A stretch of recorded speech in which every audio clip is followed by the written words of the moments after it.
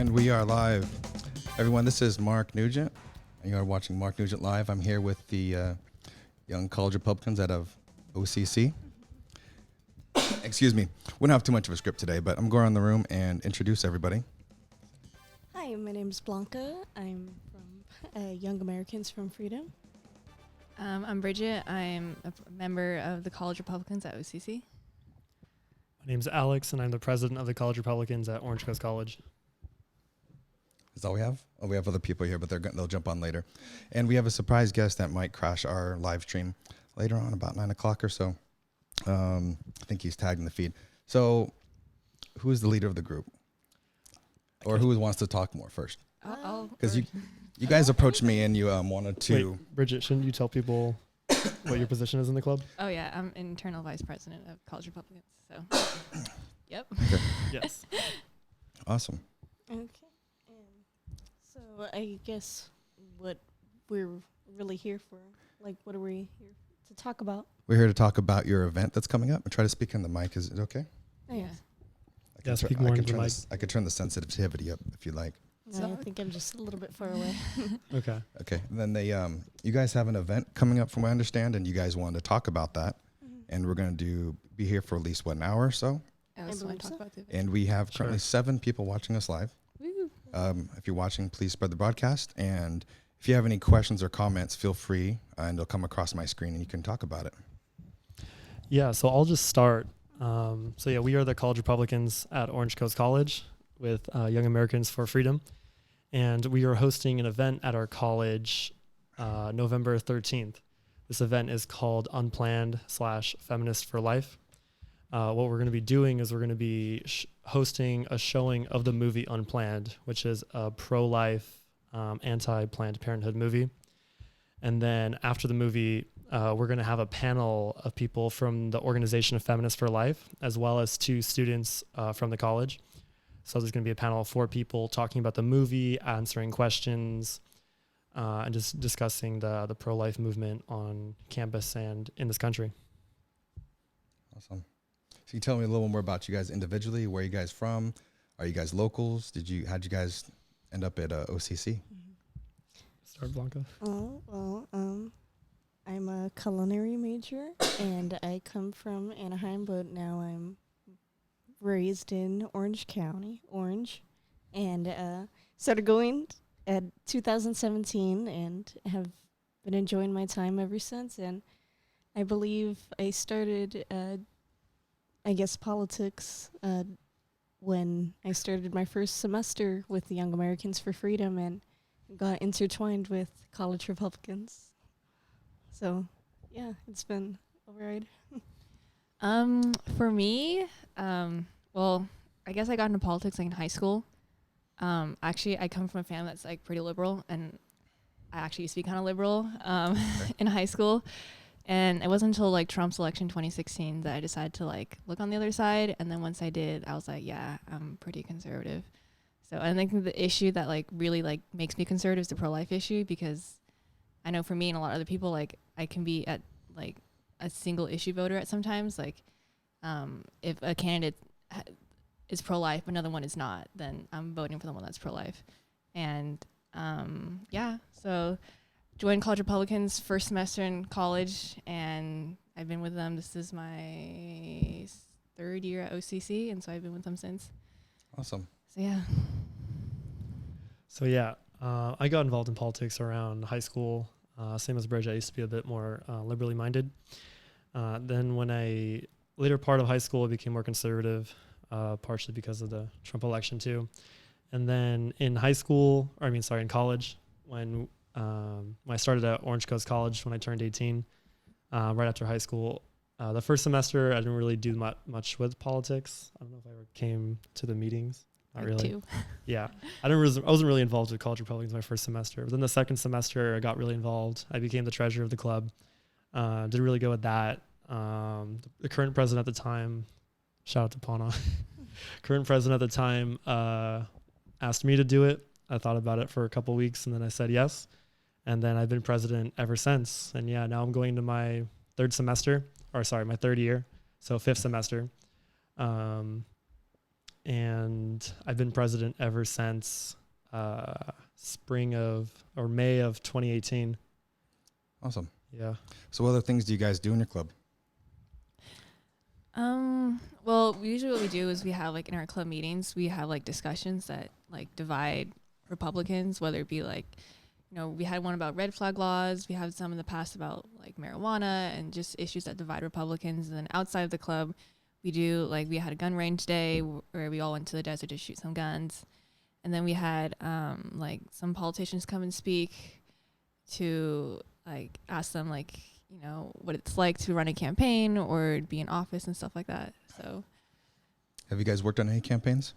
Other people in our club have. Me personally, no. I volunteered for one day, but other people have. I think Alex College has. Republicans is pretty campaign heavy. Some members have been pretty affiliated, and it's nice to see the activism in the youth.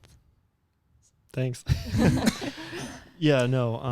In 2018, I got really involved in all the campaigns. I worked on the Mimi Walters campaign. Okay. I helped out the Dana Rohrabacher campaign. I helped with the Young Kim and the Diane Harkey campaign and the Tony Rackauckus campaign, but he lost. I mean, they all lost, so it doesn't matter.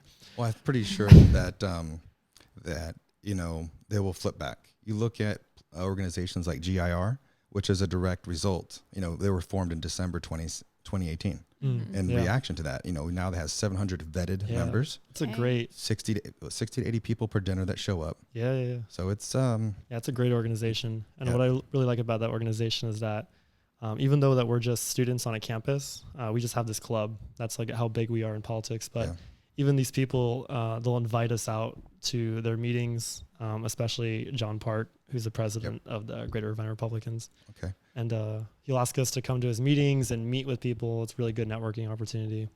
So Awesome. I really appreciate when people reach out to just students like that. Okay, and we'll talk about your website in a minute. Can you give people the website address? Yeah, so our website is the OCCRepublicans.com. So if somebody watching can find that and post that in the comment section, it'd be great. We do have some questions or some comments. People, Gazelle Sino, she just said, you guys are great. Thank Proud you. of you guys. Rutherford San Pedro, he says, bold guys, I like it. Rutherford here, got your 6. Be respectful, let's go. Then remember, we want these kids to be us someday. Ooh, sweet. Nice of you. Very nice. Paul Blight says, great job, Mark, getting the next generation involved. They were the ones that came to me. I didn't really go to them. Yeah, good job, Mark. Tyler Brett says, feed is frozen, but it's only frozen for me because I'm watching it right here on my phone. That's where I'm looking at the comments Tyler section. Brett. So he says, OC Republicans, he put the website. Good job, Tyler. Go Pirates. So Absolute Tyler. unit. Tyler's a nice guy. Was Tyler there that last happy hour with Don? He wasn't there, was he? No, Tyler was our treasurer for the last 2 semesters, but then graduated. Now he's at Chapman. Good job, Tyler. I noticed people a little nervous. We're a little stiff right now. We're going to go on for a while. So let's talk about your website. If you want to lean over, I'm going to do a screen share real quick where people can look at my screen. Yeah, sure. So now they're looking at your website. Okay. So we're at your website right now. So I'll go to your homepage. You want to tell the people about it a little bit? Yes. So this is our website. Basically, Ashlyn, our new marketing director, put this together. She did a really good job. Basically on here, you can find all the information about how to contact us, how to reach out to us, what our club does. It has a bunch of pictures and information about things we've done in the past. We do a lot of socials. We do a lot of activism. This is a picture of us with Dana Rohrabacher from fall of last year. That was a good time. Yeah. This is all John of us Cox. with John Cox when he was running for governor. That's you right there. Yep. And pretty much all these pictures. It's all you guys, people here at the table. Recognize Bridget right there. That was with DC. That was DC, right? Yeah, that was in DC. Yeah, that was a Young Americans for Freedom conference that they went to. Okay. Awesome. And with Dana There's Rohrabacher. a lot of memorable moments. Yeah, Dana Rohrabacher again. So, there's you again. I know them. Was that? That wasn't that. That was the immigration thing with Asian industries. Yeah, that was So that was the Voices of Immigrants event that we did last semester with Asian industries. Can people donate here? So currently on the website there isn't a donate button, but if you do wish to donate us, there's an email on there, and if you like to donate just anything at all, we'd really appreciate it. You can just email us on there. So just send us an email saying that you'd like to be a donor or you'd like to support us in some way. Okay, We'll so reach it back out to you. let's talk about your event coming up. If you're just joining us, which I know some people, I can see some people are, the OCC College Republicans are putting on a pro-life event, which is, Tyler, if you're watching, can you put it in the comments section? And we'll also, your calendar updated? I was going to go to your calendar on your website. Yeah. Tyler, doesn't look if up. you could, or Anybody watching? Anybody? we actually have an Eventbrite and a Facebook event for the event. So if you guys would like to, it's on our page. So if you guys go to our page and then look at our events, you'll see it. Okay. If you guys are just watching, we had totally forgot about this broadcast. About 5:45 in the middle of a conference call, and Alex is like, "So you coming?" I was like, "Oh, uh-oh." So here we are. And imagine if we're getting any questions. So some other college kids are watching. I see college students. Hey. Miles Kalma says, "Love education. Great. Thank you." For all those people who are watching our podcast, if you'd like to share this live stream, He says the Dodgers are on. Yeah, share the live stream. yeah, if you guys could share the live streams on your Facebook feeds, that'd be awesome. So Catherine and Elizabeth is watching. Mm. You, Catherine, might be interested in the special guest at 9 p.m. Just to say. It's a very special guest. Yeah. Came to our meeting earlier today. Yeah. So just hurry up, tell him Kirby come over here. Yeah, he's on his way. So All soon. So guys, tell me about what you think, what your views, why you guys wanted to do this. I don't want to hear myself talking for the next hour or two. No problem. I want to do Yeah. this like about 80% of you guys get to hear your point of view. Yeah. Blanca, why are you pro-life? Well, I think a lot of it has to do with how we were raised and what our backgrounds with. I think both of it comes from my mother and also my Catholic background. We were raised to protect our children, and especially my mother. She's very pro-life, and I think it has been a big inspiration for me to be an activist in pro-life situations such as this, and being able to promote such a positive, really, movement, I think, is helping. I don't know. Yeah. Everybody, I think I've seen more like people be more positive around it, and there's always more questions around it, and I think it should be more. I think it should be talked about. Yeah. It's like a really touchy subject. So like people like, even among conservatives, no one's really like talks about it, because especially with the younger generation, because everyone has different opinions. So it's never really brought up because you don't want to really like offend anyone or like. Well, I contradict. mean, So. the life being ended is Yeah, offended, yeah. isn't it? Yeah. Let's just call it what it is. you Yeah. know. A lot of No, people say it's absolutely. murder. Very and true. You're killing a life, Mm-hmm. right? Mm-hmm. Yeah. I don't hide my opinion on it. Yeah. And I know our special guest tonight, he will have very strong opinions tonight Yeah, on yeah, it. for sure. So I actually admire you guys for doing this. Yeah. 'Cause I know Yeah. you're gonna get hate. I'm surprised the haters haven't showed up. Well, Or maybe I mean, we're kind of preaching to the choir here, but well, not too many out there. Well, I'm wondering if Facebook would throttle the algorithm because of I said pro-life forum. Maybe.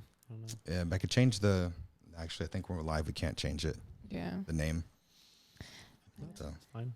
Anyway, sorry, I don't want to interrupt anyone, but Oh, go on, yeah. since you guys are talking about like why you're pro-life, for me, I'm pro-life because I really believe in science. And so if you look like I know religious people would say, oh, like religion supports life, but for me, like to make a secular argument about a secular subject, you can't really use religion, and so you have to use science. And so for me, if you look at like, I have it right here, but I was looking through like a bunch of medical journals, like it was called the National, where is it? I have it here. The National Library of Medicine, National Institute of Health. And so they talk about, when does life begin? And so when a moment conception, which is when the zygote is formed, it has the human DNA, and it's not a cat DNA, it's not a dog DNA, it's human DNA. So that's like a unique human life. And for me, that's like that scientific factual evidence that you cannot deny. Not only is it human, but it's also living, and it has all the genetics in it that's programming it to be a future human. And you can argue, people sometimes say, oh, well, when the heart beats or when this is formed. And it's like, even as a zygote, the DNA and the genes already are programmed for that future. So it's like, it shows that, you know, that it's human life. So for me, science is like super important. And plus the logic behind it, where it's like, you know, you can't really, what authority do you have to determine who has human value and who doesn't? So that's just like where I'm coming from. And I will talk about it later because I'm kind of like passionate about it and I have like a whole list, but. Well, no, you keep going. If you want to, we got the iPad right here if you want to look some stuff up as well. Oh, or I can show them on, if you have a website. I'm like trying to like organize all my thoughts, like, because in my head I get it, but I'm like trying to like say it. Well, you can put, if you want me, I can put on the website too. And you can, if you want something, I could put on the screen for the viewers at home. It's like a Google Docs. Okay, or you can, okay.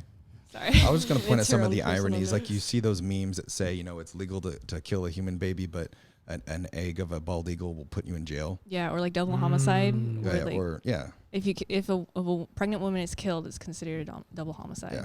So it's And, like, we'll doesn't go make into the sense. more extreme. I always use hyperbole to Yeah. prove my point. Like that governor, Democrat governor, was it Virginia? Remember that Well, guy? The one. And he said it's blackface? okay to kill. Yeah, he's okay to kill them after they're born, kind of guy. Oh. And I watched my Oh. son being born. If you're telling me you can abort up to the point of that, I was there when he came. Yeah, and that's crazy. when people It's say insanity. you can abort up to like New York and say like up to birth, Yeah. that's basically infanticide because there's no reason why you can't just have a C-section.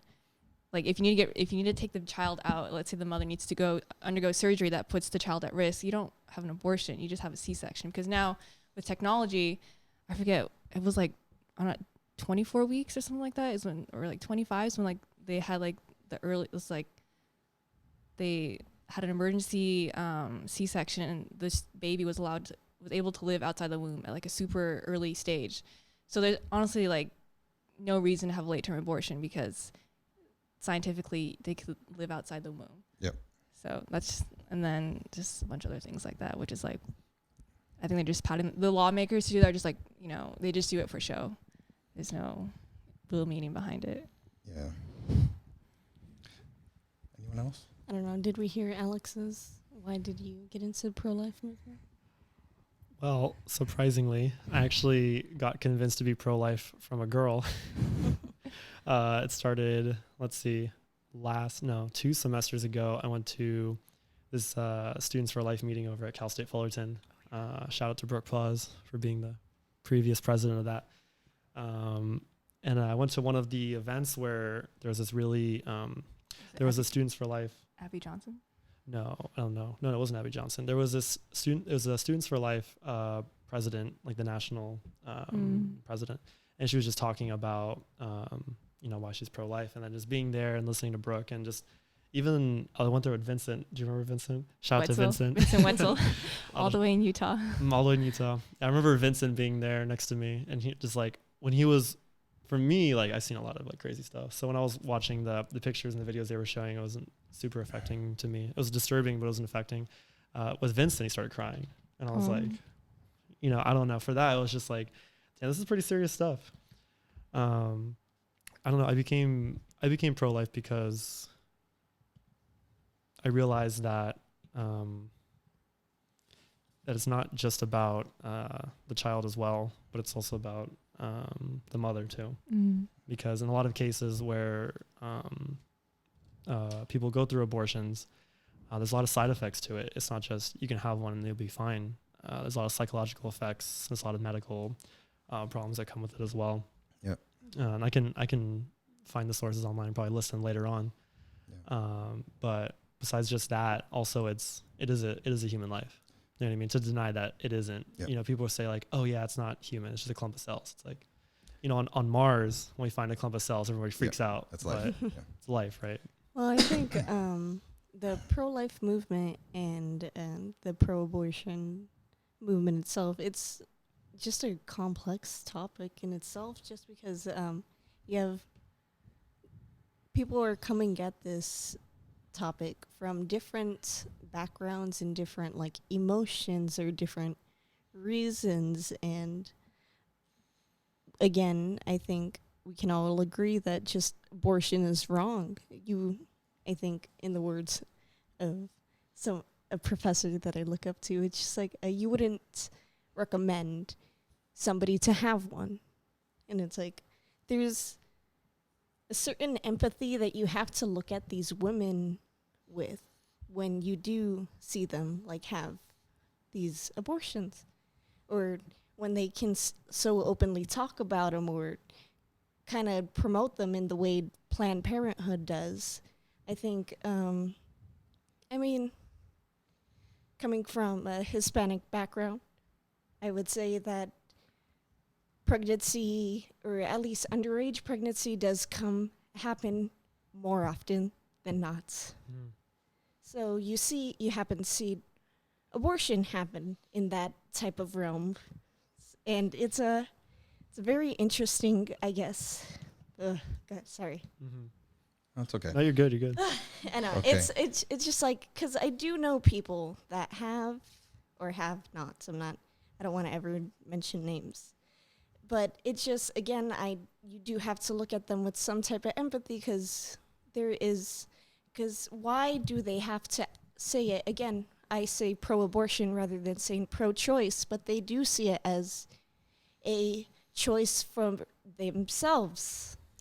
They're looking at it as a terms of responsibility, but I think as a type of society that we haven't looked at it from a different perspective. I think Okay. in terms of the abortion, we kind of see, or at least it's being talked about as, well, now we're here. How did we get here? How did we end up in this situation where now I'm pregnant and Yeah. I have to choose these options between, well, at least from a black and white surface value, it's life or death. And I think we have to start looking at it from a way that we can prevent that option from even happening. Mm-hmm. So, Okay, we have a question. okay. I'll let whoever wants to Spicy. answer it. Amy Sutton says, Ooh. what do they think about Soros giving Planned Parenthood all of that money recently? She says, I think it was around $400,000. I think probably in the millions of from that guy. I have no, I don't. we I've can't, never heard of I it. George haven't Soros, heard a of it, billionaire, he yes. finances Yeah. a lot of leftist Yeah. stuff, writing them 6-7 If figure checks all the time. if that's true, which I'm Probably. assuming it is, Probably, that's yeah. really wrong. And then George Soros has been. There's a lot He's of, been doing this for a while. you know, you're monetizing and making profit off of murder. I mean, some people say it's not, but It's more like seeing, why do we have to see these politicians fund these, if they call it personal choices? These should be individual choices, and we're seeing politicians put their own funds into it. Why? What? I can Yeah, what exactly. I can tell you reason as are a they going candidate, for? Planned Parenthood, when I was running for school board in 2016, Planned Parenthood sends all the candidates an email and offers you money, straight up. They said, will you let us in the schools? Will you let us talk to the teenage girls? And it's pretty clear. I got the email somewhere, and they give you money to get elected. Mhm. And their goal is to get there so they can perform abortions. It's pretty Yeah. clear. I think A lobbyist group. It is. It's a lobbyist group That's and the use thing, too. taxpayer Yeah. funds to do this. A lot of people are upset about that. that's Um, what pisses me off personally, because even if you're pro-life or pro-choice, you know, you can have your opinions, but then Planned Parenthood, for them to receive money from the government, you know, our money that we pay taxes, Yeah. right? And then for them to use that money into lobbying for their own agenda. Like, I get it. Maybe there's like, they're not using the exact money, you know, all the money they get from the government is still going towards their facilities or whatever, but it's still, they're still saving money in the long run if they're getting money from the government. Yep. Right. And they're using that money to fund, you know, these different campaigns Yep. or their agendas or whatever. It's just, I think we've. it's like if the NRA received money from the government, Exactly. all the leftists Okay. would be up in arms about Can I that. interrupt you? We have someone that's currently running for office in San Clemente. His name is D. Coleman. He's actually watching us right now. Hello, D. Coleman. And he's reached out to me to get interviewed. So that just wanted to point out that somebody that you might want to invite to your event. His election is next month. Special election in San Clemente. The mayor passed away, so Oh. there's a special election. I hope you win. Also, why I got talking. Again, if you just joined us, Alex and his fellow Republicans here from OCC wanted to talk about their event coming up. So, what is your event? Details real quick. Yeah. So just to reiterate, we are showing the movie as a group, as the College Republicans on campus as a club, we're showing a movie called Unplanned on November 13th. It's going to start at 6 p.m. The movie is basically a pro-life, anti-abortion, anti-Planned Parenthood movie. Okay. And afterwards, we're going to have a panel from the organization Feminists for Life and from some students as well. When is it again? November 13th, November 13th. What time? 6 p.m. Doors And open at 6 p.m. Where is this going to be held at? It's going to be at Orange Coast College in the Science Hall. Okay. If one of your friends are watching or you have your phone, can you post the address? Yeah. We actually have an event. We actually have a Facebook event on our Facebook Okay. Can you page. can you hang it on the comment section so people that are watching this Yeah, sure. they can see it in real time so they can put it on their calendar? Yeah, I'll get that. I'll put that And, up there right now. So, hey, Greg Raths, how you doing? Greg Raths, the mayor of Mission Viejo, Whoa, crazy. retired Marine Corps colonel and candidate 45th congressional district, is watching. Love that guy. So, hey, how you doing? Long time no Um, see. I know. So anyway, we've got a bunch of people. Keith Krav, I'm actually going to Keith switch K out. is watching from Mission Viejo as well. You gonna, Oh, you cool. gonna switch out? I'm going to switch out with Okay. Rachel now so I can do that stuff on the phone. Yeah, go ahead. So joining us on our table is Rachel. Rachel So give Devlin. her a second to get her headset on and Yep. get sorted.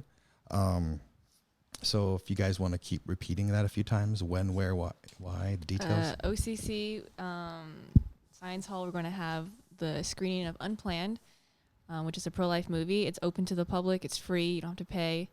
And after the movie, which is about like 2 hours, we'll have Speaking of money, if somebody did want to donate to you guys, how do they do that? you could. We used to have something in the website that you could donate, but we don't have anymore. But you could just email us, which is the link is in our website. And Or post the email address? yeah, we can post the email address on Facebook and then say, hey, I want to donate.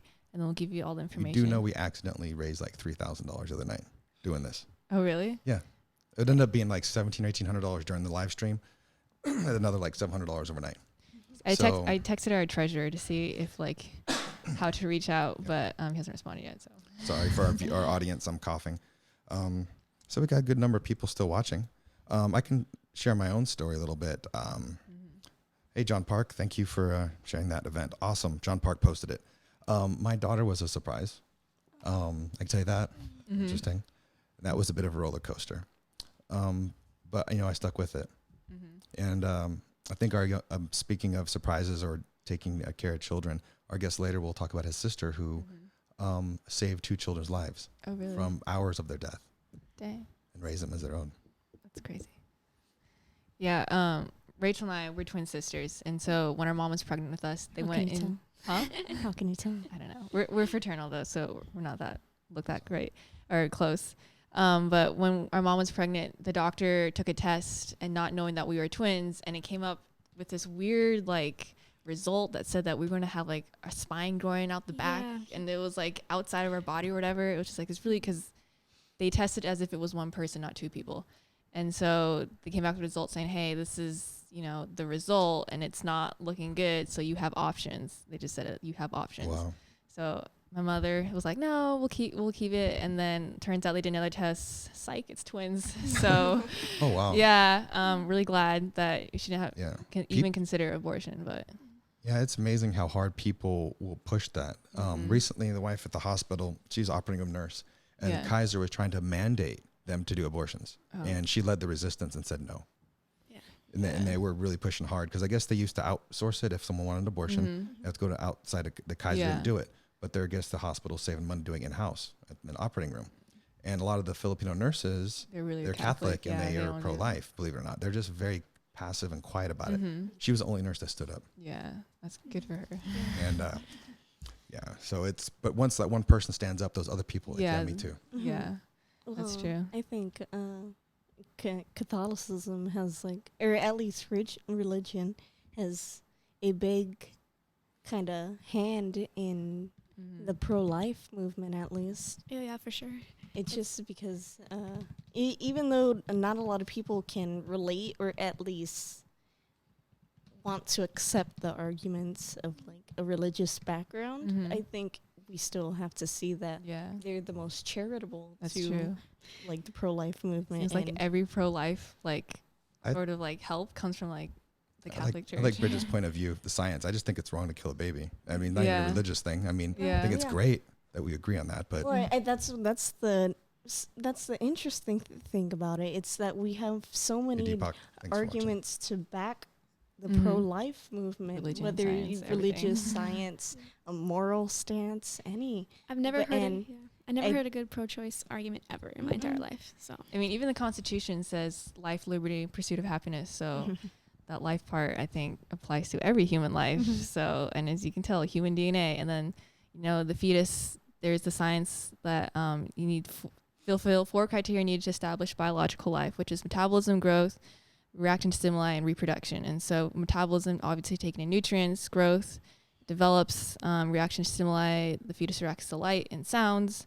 And then reproduction, as it's developing, it's already programmed to know what organs it's going to have, and it has those organs that are already forming. So, and just like so much science and like logic behind it. Like it's hard. I mean, even if I tried, I couldn't really figure out like a solid argument, because then even if you could argue against it, then you're arguing against human life. And at what point is it ever okay? I mean, look at Hitler. Like he said, oh yeah, this life isn't worthy. The Jews aren't worthy. So, therefore it's okay to exterminate them. So that's what people are saying. And it's like, oh, well, yeah, it's a human life, but whatever. Mhm. Then it's like, And I hope you don't mind me plugging this in, but go ahead. you mentioned the pregnancy clinic, and with the nurses standing with at least a pro-life choice. I think it's important to find those pro-life clinics, and I have talked to you and Yeah. Alexander about it. They're called Obria Medical Clinics. It was I believe they were at like a Catholic parish, and they were just promoting their services. But what they do promote is in kind of encouraging women to choose life, and whether it's through abortion education and choosing your options. And there's so many more options than what is led to believed. Sorry. What options are available? Available? Oh, sorry. So they choose like in this clinic particularly, they choose like prenatal care, STD testing, pre-screening, and this is for specifically abortions, pre-screening abortions, like choosing, is this really the correct choice?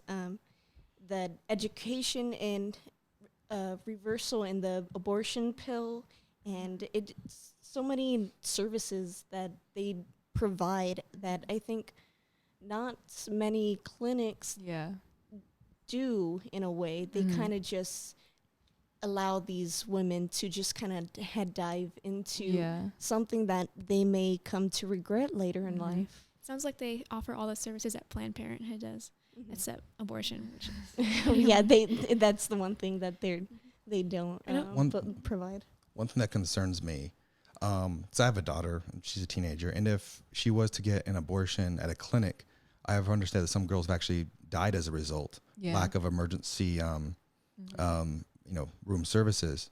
It should be, if it's going to be done, at least be done in a major hospital, not an out clinic where they, you should be near emergency room, right? So not only does a baby die, the mother as well. Yeah. Well, I think we've heard of even kind of horror stories about it too. I've kind of talked to you guys about the Gosnell case, which is a true story. And if Girls anybody die. wants to watch the film, the Gosnell, but there are horror stories that we do hear about these medical clinics not being equipped well enough, whether it's are they good in hygiene or medically trained, that ends up leading in the death of at least 2 women in this case.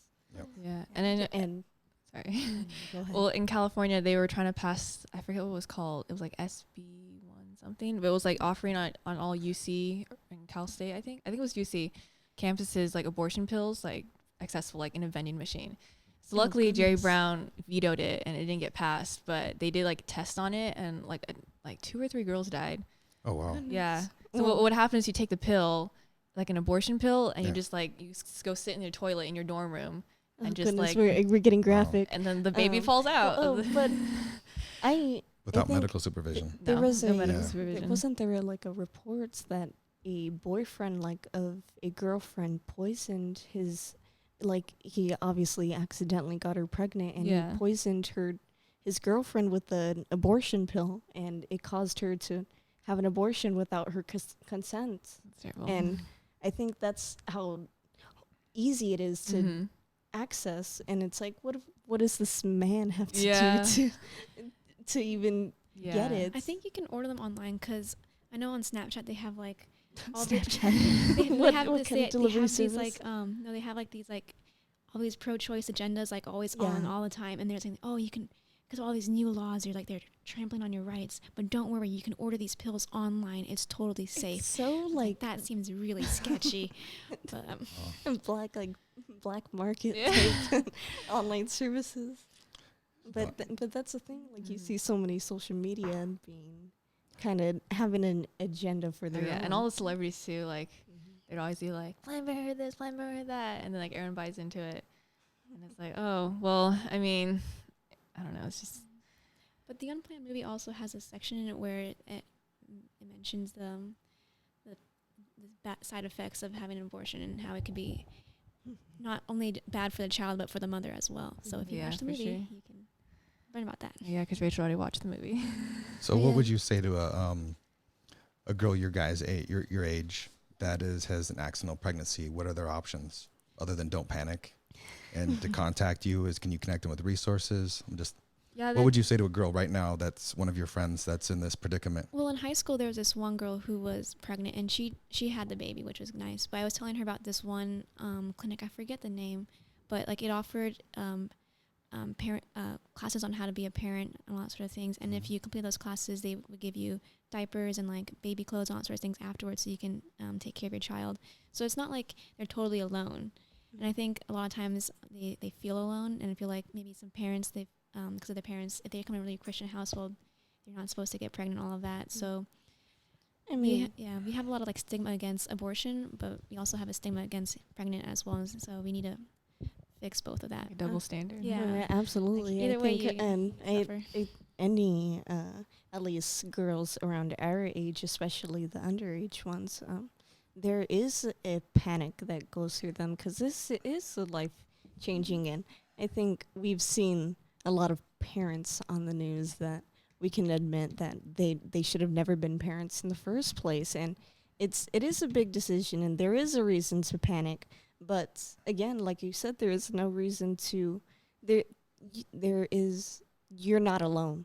Mm-hmm.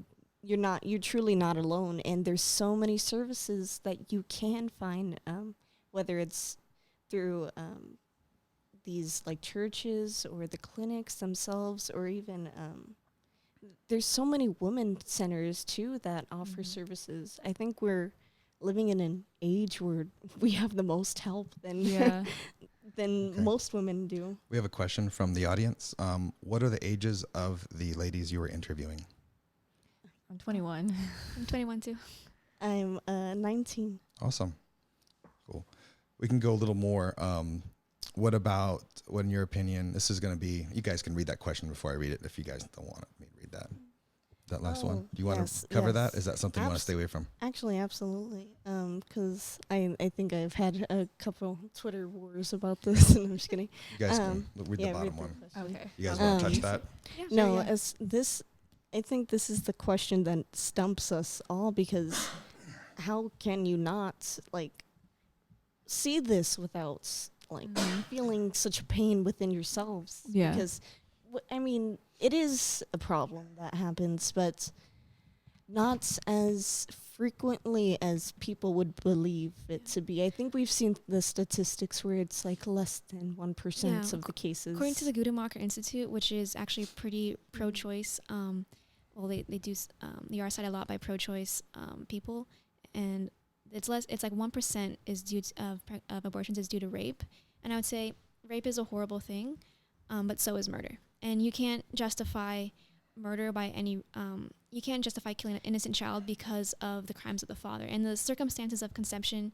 It doesn't change whether or not your life is valuable.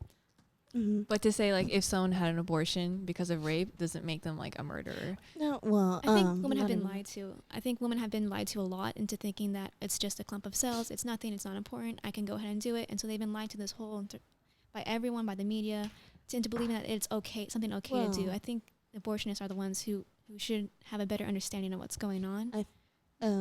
As in terms of policy and people who kind of take these policies to heart, I think we're looking in terms of like the future and like protecting these women or future cases of rape and or God forbid it's happening, but it is such a hard topic to talk about. Yeah. Yeah, that's because it's usually, you said, less than 1%. It's a very extreme and rare thing. Mm-hmm. Versus we have the governor of a state in the United States saying it's okay to kill them after they're born. Yeah. And I was sitting here, if you noticed, I was distracted. I was trying to find a photo of my son when he was born. Like, he was in the emergency room for the ECU or EQ, they call it. Intensive care unit. The intensive, or the NICU, excuse me, Oh, yeah. natal intensive care unit. And I have a picture of him just a couple days old, so just a couple days before they could kill him now. So I was going to show the photo. The best I can get is this one. I'll do a screen share. It was a good memory. I'll share it to you guys. There you go. Hold on. See at the dry. That's my daughter, and that's 2012. That was the first time that she really took care of her little brother at the beach, because we had at that time she was just with summers and Christmases with us. So she was in Hawaii at that time, and she was so nice to her little brother. It was a great photo. She was walking him on the beach. Ow. But I wanted to find one of him when he was just a little one in the. Thought I had it posted on Facebook, but I don't. Thought I wanted to share that with you guys. So we got to the point where they're celebrating. That shouldn't be celebrated. I mean, who in their right mind would want to do that?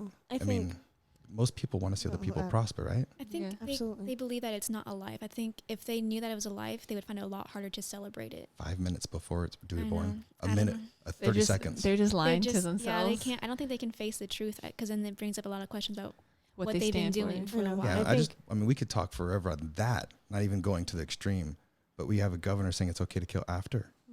I mean, I think what is I remember reading somewhere that the vast majority of people did not agree with it. Oh yeah. Yeah. And so it's at that point it's like, Well, I think Why are you people are trying to go to these extreme or siding with these extreme positions to get some type of votes. Yeah. And it's like, I think they're taking it way too far. Yeah, it's like if you go Yeah. this extreme, then you'll have no votes. But I guess people still vote. I hope you don't mind me pulling it back to that, to the controversial topic of.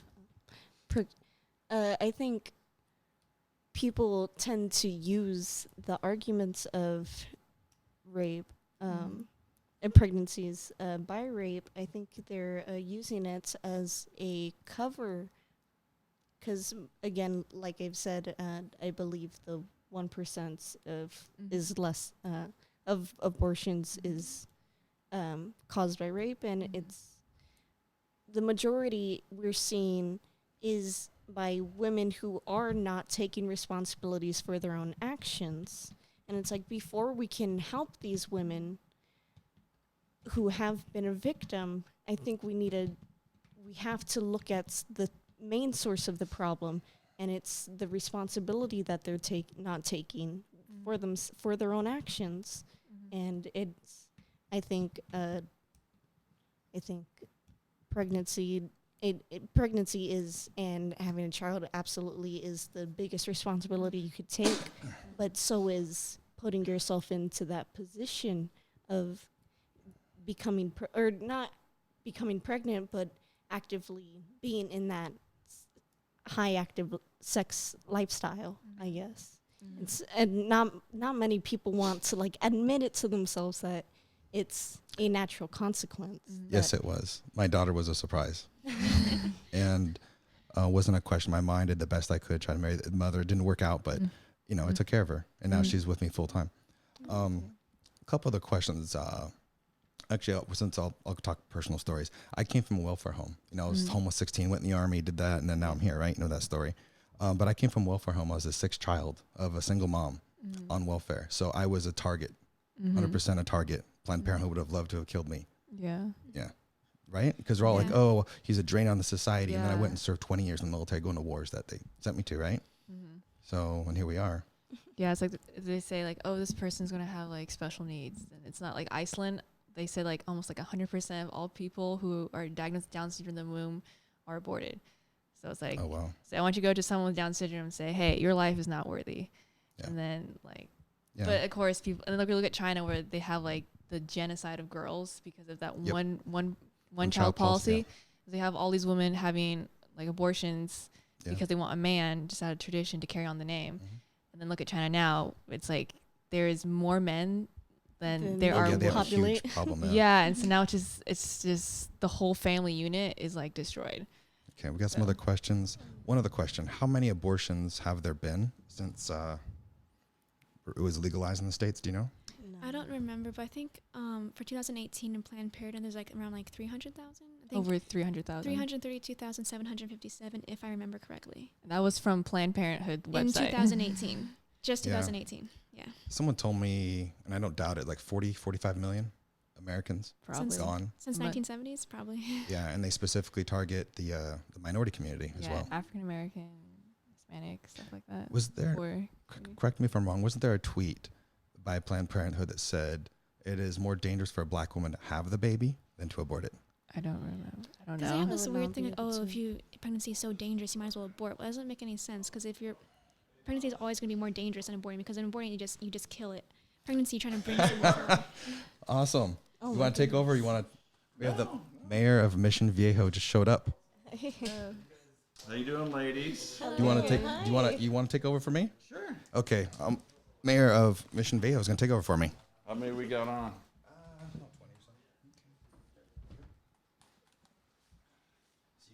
What are we talking about? They're talking pro-life issues, and you Pro-life issues.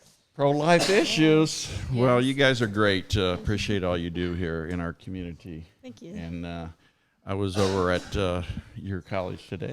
Yes, I think we all Like can 3 say hours long ago. time no see. Yes, you guys. You know, I went to the Orange Coast College today, and thinking there'd be about 5 or 6 at the Republican Club, and the classroom was packed. It was full of probably about 40 to 50. I'd say yeah, it's like 35, 40, something like Yeah. that. They managed to do a packed house every time.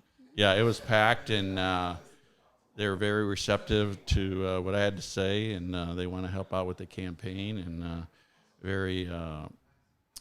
And I talked to them, saying, you know, being a Republican student today on a campus is not all that popular, and for you guys to have the courage to even start a club and have a club, and it flourished. And apparently, the Democratic Club only has like 5 or 6 people. Yeah. So. I It was think they had pretty no cool. response on Instagram. Yeah. that and right? I think it's just because their leadership mostly graduated, and so they don't have anyone to fill up the spot. But I think overall, the conservative club trumps the. But your college is what happened. They had the problem a couple of years ago, right? Yeah, Yeah, that was 2016. That was before any of us were there, but I remember it. One Faculty of, one still of the remember. professors was pretty was- rough on a student or something. No. So one professor was calling out saying, after the election, said, "Oh, you know, this is so horrible. You know, Trump is like white supremacist, all these things."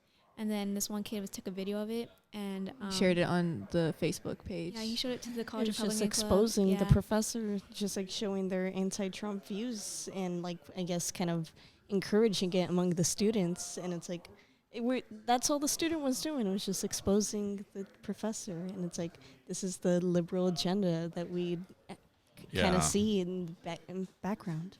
Well, a friend of mine, he's with the Pacific Justice Institute. He runs it, and he was not a big Trump fan, but he sure is now. He says this is the most pro-life, bringing in some good justices for the courts, and he just sold on this guy. And I'll tell you a story. I'm going to text some of my friends, make sure they come online. So tell me, what have you guys been talking about? Pro-life mostly? Yeah, Pro-life, we've the been- film that we're coming up, the film that you guys are Yeah, promoting, unplanned. Our club, College Republicans, Yes. is going to put November 13th, which is a Wednesday. They're going to show the Unplanned movie, which is a pro-life film. Yes. And that after that, we'll have like a little panel with the Feminists for Life, and they're going to talk about and have a discussion about the film and have like open it to question and answers.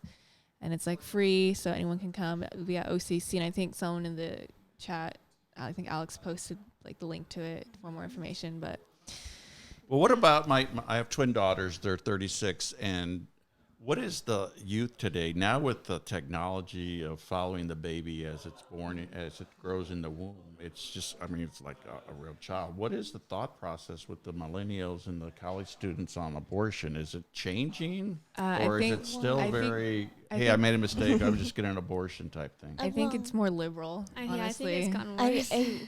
I think there is like kind of like a clear divide. I think the pro-life is choosing a life of responsibility, of choosing their own actions correctly and kind of choosing the right paths of life versus what the pro-choice is kind of promoting, which is a fun Do whatever party, you want. you can do whatever you want lifestyle, yeah. And it is a dangerous lifestyle, especially for the female base. But today, with the amount of contraception, it's everywhere, and it's still people are. Well, in a way, it's both everywhere and not known about enough. I think there could be a better education into it, but who's to say is it's going to be taught by the schools or is it going to be taught by parents? And I think parents should have a real huge say about what their children do. And if they think, I don't think birth control is the right option for your child because I think it does encourage that type of behavior. But once you get to college and you're going to engage in sexual activity, I would think you would be on birth control. I mean, that's just kind of a natural I mean, thing. I personally think birth control should be over the counter instead of a prescription. That way more people have access to it, and if they're on birth control, then they won't have as many abortions. But again, like what Blanc was saying, that kind of stuff you talk with your family. And though the one thing that I do kind of, I'm going to hate it, well, a lot of people are going to hate me, but I think sometimes when people get too religious, they won't tell their kids information, and those kids go out and do stuff, and they're not informed properly because the parents are like, it's too hush hush. So that's when I feel like it becomes too taboo. Yeah, so I think the parents also have to step up and be like, hey, these are the facts.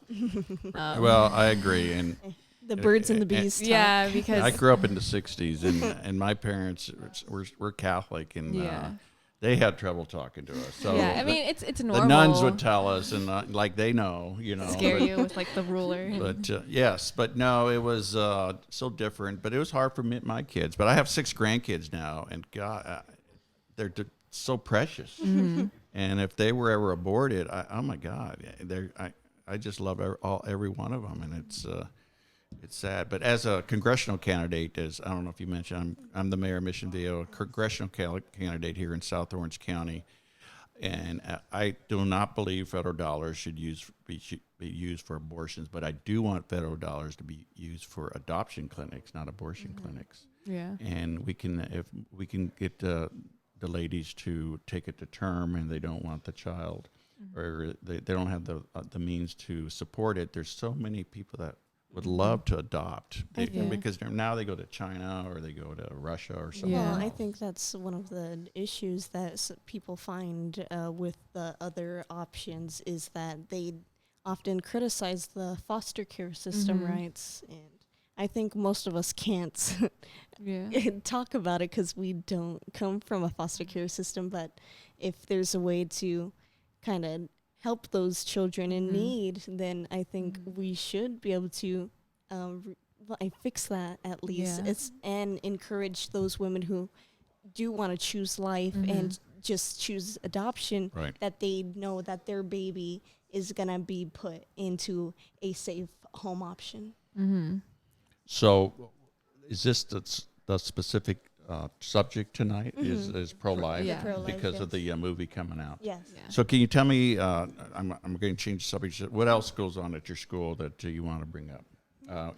With the Republican Club I was at today, like I said, these guys, the place was packed, and I told them once I got there that, first of all, you all love your country because you wouldn't be here talking politics. So And as a freedom fighter myself, who served my country for 30 years in the military, it's the people like you that have your freedom today for what people like I did, but obviously millions of other military people. But do they appreciate it today? Because I grew up during the Vietnam War. I wasn't very appreciative. Yeah, they definitely appreciate it, especially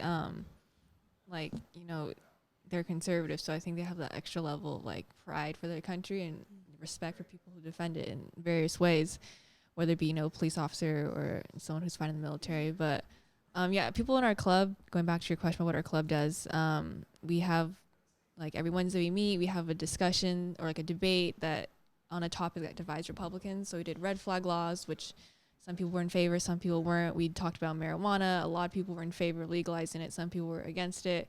We talked about can we stop right there? Mm-hmm.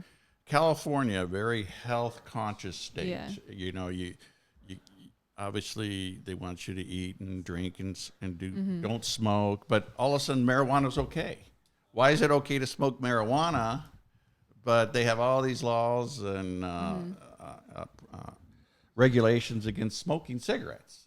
I would think marijuana is worse because there's no filter on the cigarette and everything else. But everyone votes to approve it, and everyone in Sacramento think it's great. But you can't have a cigarette, but you can have a marijuana. I think because cigarettes like a direct link, almost guaranteed to get cancer. Whereas marijuana, they did various studies, and like the only like study that they kind of came up with was like, it's just as bad as like drinking or smoking, but it causes like memory loss and stuff like that.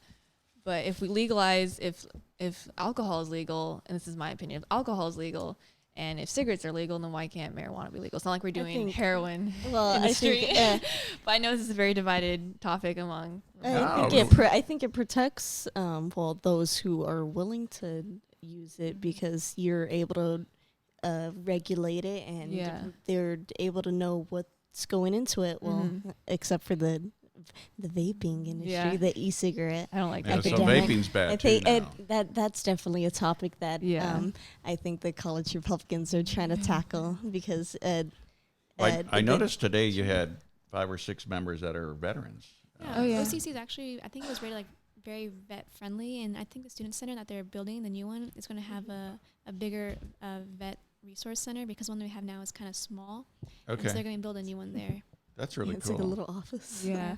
I think Harry Potter. And you had the diversity in there was amazing. A lot of women, a lot of obviously men, but different ethnic backgrounds and everything else. Yeah. It's I think very that's diverse not what school. people kind of expect, but the rest is the best. I remember we would table sometimes. It'd be like me and like a Hispanic friend, or like someone from the Middle East. Like, you're college Republicans, and like It's like, what? And it's like, hey, we don't all buy into the victimhood card, okay? Like we have our own minds, and it's a very diverse, especially being on a community college. Yeah. I think that there's such a more open background. Yeah, and it's interesting because since it's community college, we have like trades, like the welding. trades, the blue Yeah, collars, welding. I got all Right. like the culinary mixed beautifully. Yeah, so you have like everyone from like engineers and business majors, and you have like welders and technicians and culinary, and so it's so many, like a huge demographic of people. And I think everybody's proud to presents or represents their major in that way. It's like, I'm culinary and you're bioengineer, right? Yeah. For the most part, we're all Republican. There's some who aren't, but that's okay. So yeah, we accept everyone regardless. Right. Do we have any questions here we should answer? I'm not familiar with what Mark has. I think they have his Q&A. All right. If you are interested in supporting our event through donations or others, please contact Republicans OCC@gmail.com. Are there any questions that people have? All right. Let's see here. Sorry, Mark. I shared it. Oh, Michael. Corney's on. He's a big supporter of mine. Hey, Michael. Good to see you. And we're up to 27 viewers. Is that what we have up here now? That's pretty good. Is that what's the highest tonight?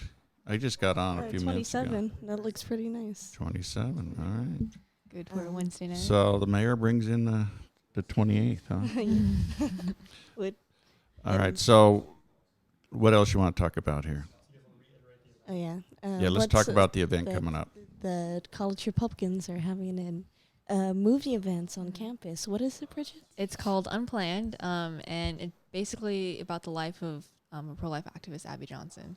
And so it's a pro-life movie, and we're showing it on October 13th. November 13th, sorry. November 13th at OCC in the Science Hall. And Alex, what time is it? 6 o'clock. 6 p.m. And so after the movie, we're going to have a panel of the Feminists for Life, two Feminists for Life, and a couple student representatives. And we're just going to have a little panel discussion about the movie. And then afterwards, probably open up for Q&A. And then it's free. Anyone is welcome. Are you getting any pushback from the administration having a pro-life Administration, movie? no. But we heard that the Planned Parenthood Club and the Feminists for The Intersectional Feminist Yeah, Club. Intersectional Feminist Club. Intersectional Yeah. Feminist Club. Intersectional feminist. What does that mean? We Honestly, don't know either. I think it means. I think honestly, it means like it doesn't matter your Your who you are, your background. background. You can Yeah. you can be a man and wherever. I mean, You can be a man? you can be a man and be a feminist. You can be, Right, okay. you know, like Oh, I so see. and so. You not just have to be a female. Yeah. Got it. So they might come and ask questions. So I mean, we're all open to questions as long as they don't shut down our event. Then See, I grew up in the 60s. This is all new to me. The 60s was a pretty amazing Oh, decade. yes, And it absolutely. started out, the 60s started out with short hair, little altar boys, white shirts. It ends with long hair and the Beatles. The long hairs yeah, and the hippies and what was the Well, I think that's one of Jimi Hendrix. especially Jimi Hendrix. Sorry. You got Woodstock. Sorry, we're Yeah, going into- Woodstock. yeah. Actually, I met Jim Morrison. You met Can we talk about that? Yeah, Jim Morrison and the Doors. The Doors were coming into Phoenix. I grew up in Phoenix, Arizona. The Doors were coming in for a concert. I was like a sophomore, junior. No, I was a sophomore in high school, and the Doors were in town. And Alice Cooper was going to high school in the high school next to me. Oh really? And it wasn't Alice Cooper, but he had a band called the Crickets, and they'd always play at our high school. So I knew Alice Cooper. I can't remember his real name. And he says, his buddy, the Doors were in town for a concert that night. Come on over. And so we go over there, and Grace Slick's there from, I think she's with Jefferson Airplane. Oh. And they're all jamming, and Jim Morrison and one of his other band members and Alice Cooper. And I was only like 14. I didn't know the people I had in the that people room. you had and the power that they Yeah, won. and as Basically. they're all jamming and everything, getting ready to go to the concert, and me and my best friend growing up, Nick, we were there and just sitting there listening to him jam, and it's Jim Morrison. And then that night was the concert, so we went to the concert. It was at the Phoenix Coliseum, and it ended just with a brawl. I mean, he starts smashing his guitar, and everyone's getting rowdy, and Light My Fire was the final song. Everyone's lighting matches, and the firemen, they turn on all the lights, and they threw Morrison out. Jim Morrison was never allowed to come back to Arizona. He definitely was a card, wasn't he? Yes, and then he died at such a young age. All those people died at, what, 27? 27 I Club. think The the 27 27 Club. Club, yes. I think the 60s, especially with Young Americans for Freedom, we started in the 60s, and there was such a students activism that we saw as kind of rise in that era, and it happened with the Generation of Love. And Yeah, the counter to the counterculture. the counterculture, and I think a lot of people get inspired by that today. But for me, I love that generation. So but you heard of Morrison, huh? You love him? Yeah, my best friend's daughter, I was at his house several years ago, and she was about your age, and she had posters everywhere in her room. I said, "Oh, I met him." She goes, "Get out! You met Morrison?" I go, "Yeah." I go, "But he passed away." She goes, "I know he passed away." But yeah, a bunch of them. Jimi Hendrix died at 27. I think Mama Cass, Jim Morrison. There's like 4 or 5 of them. Yeah, The guy Nirvana. Yes, I think that's when the 27 Club the originated. That's right. when they started naming it. But Yeah. And that's- Elvis was, I think he was older, but he died around 40 or something. They all die young. They got on drugs. The artists. I think that's what happens with the artist culture, especially. They kind of fall into this weird Right, especially in the 60s. tumble. Even now. And even now, Oh, you see it hey, happen. Wendy. Wendy Burke Dickinson's on. She's a sweetheart. She lives not too far from me. Anthony. Hey, Anthony. Let's see. Michael's there. So the whole gang's on there. We got 23 up. So we're talking rock and roll from the 60s and the Woodstock era. Well, can I enter the 70s and Yes. throw in a film that I think has some relevance with I think it's a subplot that happens. It's Saturday Night Fever. Oh, my God. It's such John a good, Travolta? John Travolta. It's such a fantastic film. I think everybody should watch it. Anyways, Wow. Disco. but yes, disco. I love disco. But I think there's such an important subplot that happens behind John Travolta's storyline, and it comes with Bobby. We see that it's this one character that accidentally impregnates his girlfriend, and we see him go from kind of like a skittish, but he's still enjoying this youthful lifestyle. But because of this accident, he falls into this horrible turmoil that ends with his death.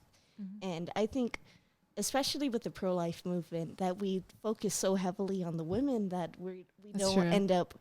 We kind of don't look at the men too, because they're the fathers, that they're our brothers, they're our fathers, and there's so many people to us that we kind of forget about them. And it's like, And they're the ones who lose their child, their son or their daughter too. Yeah, and they don't have, they don't most of the time they don't have support say. Right. Or, and But the old days, the guys would go, it's not mine, you know. And now with DNA and everything else, you can pinpoint exactly who the father is. And especially because with this character, you hear his options. His girlfriend was Catholic, and so they believed in marriage when you got the girl pregnant. Right. And so They get married. and and that's what pressures him the most. And I think that's the best option that we would hope for, is that if a man gets the woman pregnant, that he would own up to his own responsibilities and become the father and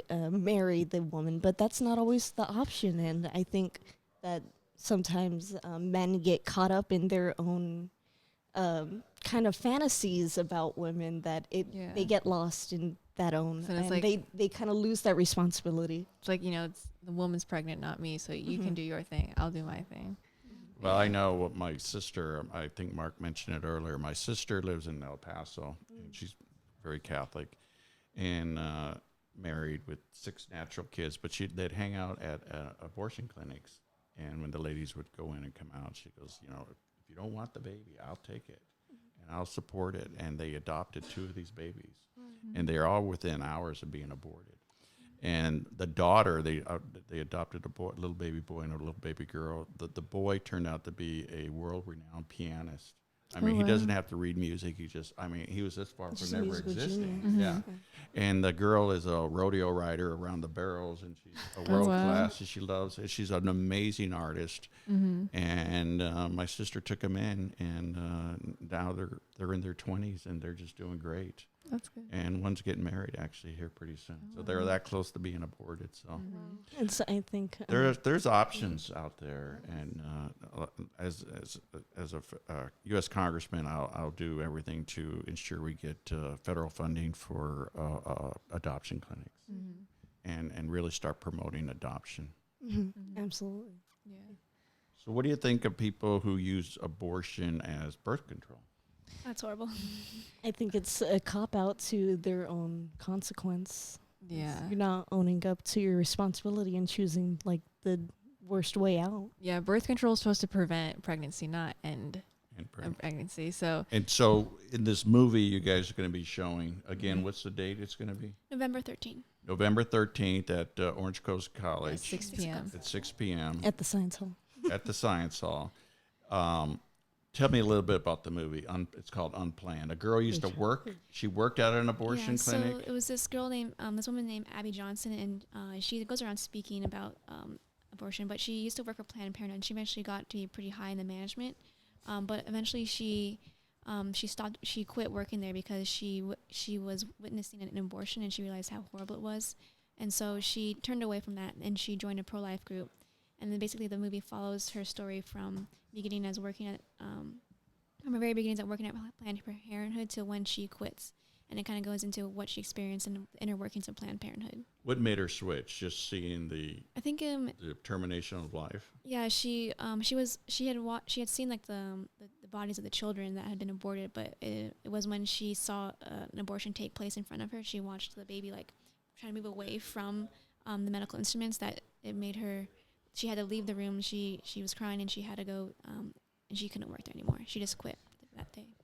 Well, my wife and I know a woman who had an abortion years ago, and it's affected her the rest of her life. And she could never have. She actually ended up getting married. And they could never have children, and it's really affected her emotionally, and it was really hard on her. So, Well, I think we should always have compassion for those who have had an abortion because maybe at the time they did not know what was actually happening. Or Yeah, for a woman to kill her own life in blood, it has to be something that really like Often. traumatizing her. it's So we should never blame the woman who. who well, goes- we can blame society. Yes, We're the- getting- society- I often we're say it's like getting the away- victim of the times. yeah, we're getting. I thought it'd be getting better, but it sounds from what you're saying, it's getting worse. I mean, I think the pro-life movement Because has with the drastically internet, grown. you can, and I remember my daughters were pregnant. You could see week 2, Mhm. week 3, week 4, week 5. You could see the little baby in there. I think You would think it'd be hard to remove that from your womb. mean, I think the it's- pro-life movement has grown because of all the technology. We can see how Right. it has developed. I think the pro-choice side has also grown as well. It's a woman's right. yeah. It's her Well, body. She can do what she Yeah, wants. they're often using it as their like an excuse to have this high risk lifestyle. Mhm. I think the liberals, I find this kind of interesting. They're doing everything possible to keep Ruth Bader Ginsburg alive. You know, they'll give organs or whatever she needs so she can continue to fight to keep babies dead. I think it's interesting because I used to be a Democrat, and I know a number of Democrats who are pro-life. When I went to the March for Life in LA, there was actually a group who had signs that said Democrats for Life. You know, there's That's this pretty whole like cool. pro-life Democrat group.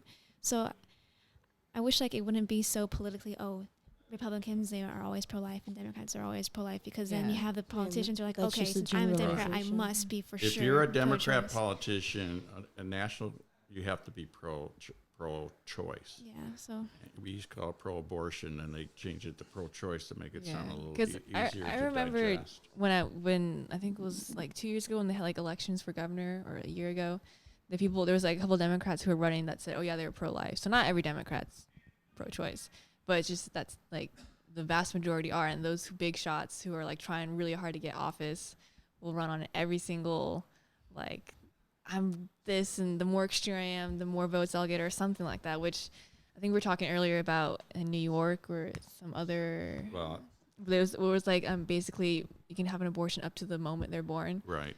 and where it's like politicians are like patting themselves on the back for that, Right. back for that. But if you look at the actual statistics, the vast majority of people in that state and in the United States do not support that. So No, it's like 90% don't support that. yeah, so I think the pro-life movement is growing, and so is the pro-choice movement. But I think comes a time in the future where the people will start to realize how extreme they are and unethical they are, and then they'll realize like, oh, Well, what I Need believe, pro-life. the reason I think they're going after President Trump so hard, I mean, every day impeach, because they're so afraid that if he does win a second term, he will appoint Ruth Bader Ginsburg's successor because she is frail and she don't know how much longer she has to live. So they can't have another Supreme Court justice appointed by President Trump.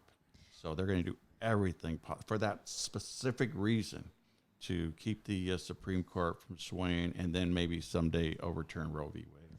I mean, I remember I was reading something about Brett Kavanaugh. He was supposed to be super pro-life, but then I forget what it was, but he made a decision that was technically pro-choice. So I think it kind of depends. That was a constitutional Yeah, decision. so it's hard to be like, oh, I'm pro-life and this and that as a judge, because when you look at the Constitution, you can't really. It's just the Constitution in itself. So I mean, there's nothing in the Constitution about Yeah. abortion. Yeah, But Roe v. Wade changed it all, and I believe it was 1972 was Mhm. Roe v. Wade, where they made abortion legal. And I remember my mom went crazy. and we all had to run to church and pray.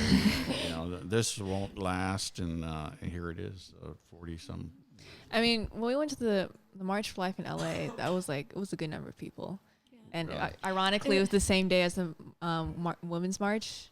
And so there was a couple of us that like, because it was in the same area, and so we went to get food, and we kind of like bumped into people from like the feminist march, and they kind of looked at our posters. And were like, I think they were shocked to see such young women carrying Yeah. these signs that were we weren't staunchly old, pro-life. straight white men, you know, we were, you know, diverse. Like the people in the group, since it was LA, was a large amount of Hispanics. So I think that was kind of eye-opening. Hispanic community's pro-life, aren't they? Well, I think most Hispanics are Catholic. That's where And- you're at and least Christ- some type right. of Christian. Right. But we'll see. It should be a good movie, though. So anybody still watching this? Yep. Hey, everybody. All right, we're talking with the young Republican women here who's are members of the Republican Club at Orange Coast College in Costa Mesa. We're actually in a home in Mission Viejo, and I am the mayor of Mission Viejo, and I just saw them on the live, and I dropped by and said hello, so they're letting me say a few words. I do appreciate it. But we have a great city here in Mission Viejo, and appreciate everybody out there watching. So do we have any questions? I can't. I used to be a pilot where I could read so good. All right, Nick. Okay, if does between 2020 Trump. Okay, if RBG, what's RBG? Does before 2020 Trump loses, liberals will go out to stop him. If she hangs on, they won't fight as hard. Yeah, what is this? Who's our RBG? Okay, I see it. Oh, here's one. What are the Republicans at OCC doing different in comparison to other college activist groups to build such a huge following? What tips do you have to help our conservative groups build a good following? Who wants to answer that? I'll answer that. I think it's just because we're fun. Like, it's fun to hang out with us. We're not going to sit there and give you a huge PowerPoint lecture about policies, and that's just the way it goes over your head. You know, we like to have fun. Like, you know, when we table, sometimes we set up water pong, and, you know, people will stop by and, like, try to, like, score some points in the cups, or, you know, we always have a huge group present. Everyone's, you know, having fun. Everyone knows each other. You know, we hang out outside of OCC. Stuff like that. So I think people have like this expectation of like a conservative or at least Republican club being like the polos and the khakis, and it's just we're all like uptights and we're Anyway, definitely not. and if Alexander wants to stand up and show his shirt off, the best campus, Best party on campus, the back. the back of it. Oh yeah, There you go. our slogan is College Republicans, the best party on campus. So it's, I mean, we're all college students. The majority of us aren't poli-sci majors, aren't looking to be politicians. In fact, most of us are business, most of us are business majors, but we're interested in politics, and we love it, and we want to have fun because. Are you concerned if your professors know you're right wing that they might lower your grade, or do you kind of keep things quiet? You don't want to upset if you have a liberal professor? It's funny because I'm taking a lit class, and the professor is very liberal, and she doesn't hide it at all. And so for the most part, like I mean, she said some stuff that like I didn't really agree with, but I mean, I'm not going to fight her right then and there. Right. But the next day I wore my AR-15 shirt to class. So. Oh, But how'd that go? She's a nice professor. Everyone is super friendly. Like, I mean, she likes that I participate in class. I think so I respect her. That's the very fortunate thing about our campus is that everybody is pretty respectful of Yeah. each other's opinions. But I have heard from like other campuses that people have had pushback from their own professors. Yeah. That they've had their grade lowered, or it's just some type of like discrimination just because they have had shared their conservative views, and the professor was already obviously liberal, and it's Well, we're in a very liberal state, yeah. That's true. and it's difficult to be a college student who's a Republican, especially with President Trump as the president and all the flack he takes. And I mean, my own brother, we've been best of friends our whole life, and we rarely talk anymore because he doesn't like Trump and I like Trump, and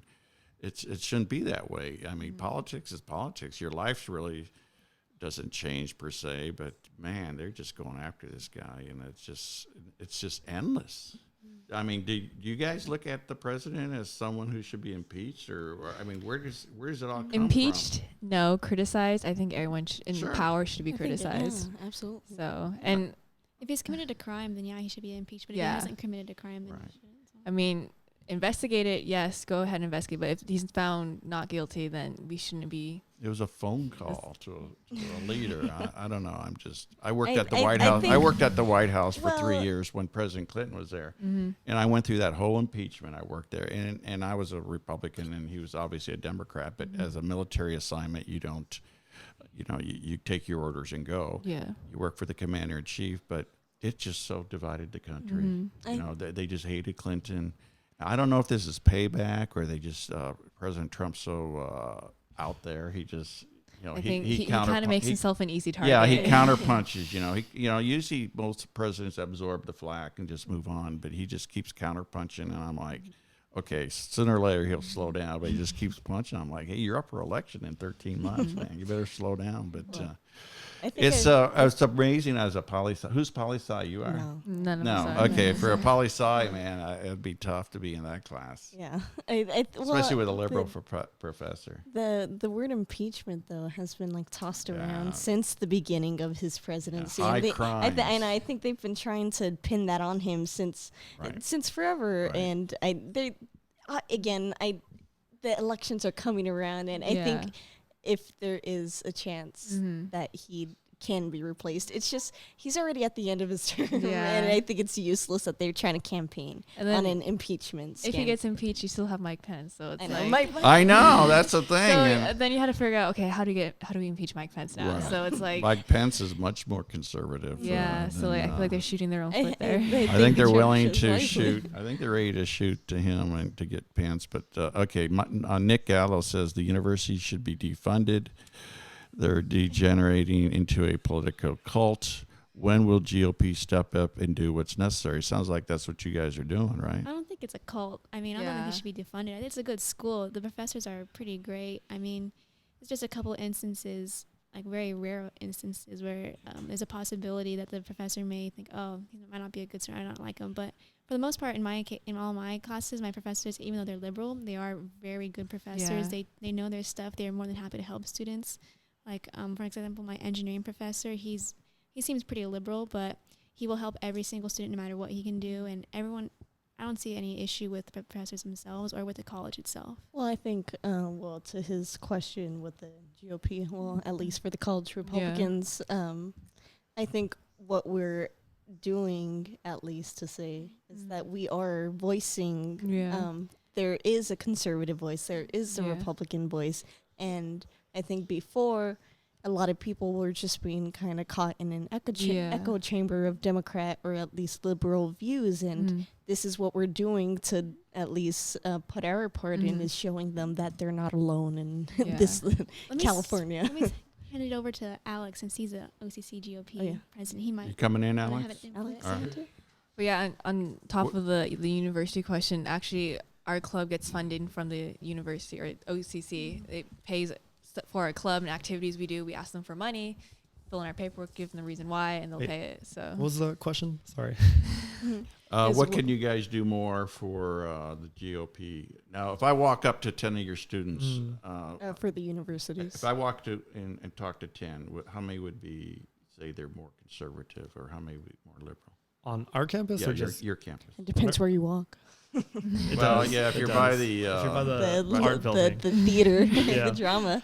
you're by the welding shop I'd there. say- I'd The say it's welding pretty shop 50-50. especially. Oh, 50-50. I'd say it's Yeah. pretty 50-50. There's a lot of certificate programs and a lot of like welding programs, or just programs like welding, Yeah. blue collar work that How you about like can learn. UCI? My wife taught at UCI, and she thought it was very liberal there. Probably I heard it's very 90%. liberal. I'd I say think I'd that's say the- 80 or that's the amazing 90% part of it. liberal. I'm going to go talk to their Republican club soon. So Oh yeah, you should. I'm excited. You should. Yeah, Shout they- out to Chemo Gandil. Yeah, chemo. No, sorry, Brian Felix, Yeah, the the new president. over there. president. Oh, Brian's Yeah. the new president? Yeah, Brian I'm going to Felix. go over there and kind of...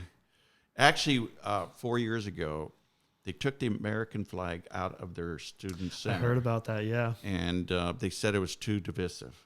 the American flag. So they weren't Right? allowed American flag. to have the American flag in their student center. And I went there and protested. I took American flag, being a veteran, and 3 or 4 of my friends came and we protested. We're on TV. And as a council member, I was the mayor pro tem of Mission Viejo. We did a resolution to support one of the state senators who put together, she's doing a constitutional amendment to say that was not right. I don't know where we went with that, but I think it was, I don't know if it was Michelle Steele. Oh, Janet Nguyen. Janet Nguyen put together a constitutional amendment to, hey, if it's a university paid for by taxpayers, the American flag is going to stand. But I think they stepped down finally and put the flag back up. Yep. Can you believe that? They could not have the American flag at a university paid for by taxpayers because it's too divisive. Insane. I mean, this is getting insane. Yeah, I Our mean, flag. that's our flag, our country's flag. Right. Well, I And think The I whole mean- thing with YAF, right?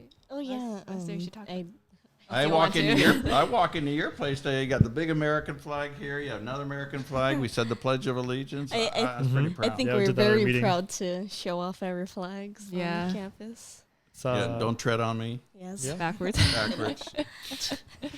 no, to go back to something. You were just. I wanted to clarify something because I heard. Explain who something. you are and everything too. If Oh, new yeah. new people just came in. Okay, right. So my name is Alex Loniak. I'm the president of the College Republicans at Orange Coast College. And then we are hosting an event. We're going to be showing a screening of the movie Unplanned on November 13th. And we have an Eventbrite and a Facebook event that you can find online that we linked also in the group chat where you guys can find it. And then that event is going to start at 6 p.m. Basically, the movie, you can look it up, Unplanned. It's a anti-abortion, pro-life movie. And after the movie is over, we're going to be hosting a panel of speakers. So 2 speakers are going to be students, probably these 2 right here, and then 2 people from the organization Feminists for Life. And yeah, I don't know. I heard Okay, we got Bridget- some questions here. Can I ask? Let's go. Yeah, questions. Are these people, meaning you? Can we read his name? Yeah, Derek Littlejohn. Why? Yeah, I know. We know him. Are these people at OCC who tell you they are scared of coming out as a Republican? Are you guys scared to come out as a Republican? No. No, I mean, Who's I used Derek? to. Is he a good guy or what? Derek Yeah, used to be our he's some technology punk. director for the Alright. past. Hey, No, I'm just kidding. Derek used to He's a be good guy. Derek used to be our technology director for the past 2 semesters, and then handed off because he graduated, went to UCI. Good on you, Derek. All right. Then it says Anthony Mansfield. That Some guy. real jerk.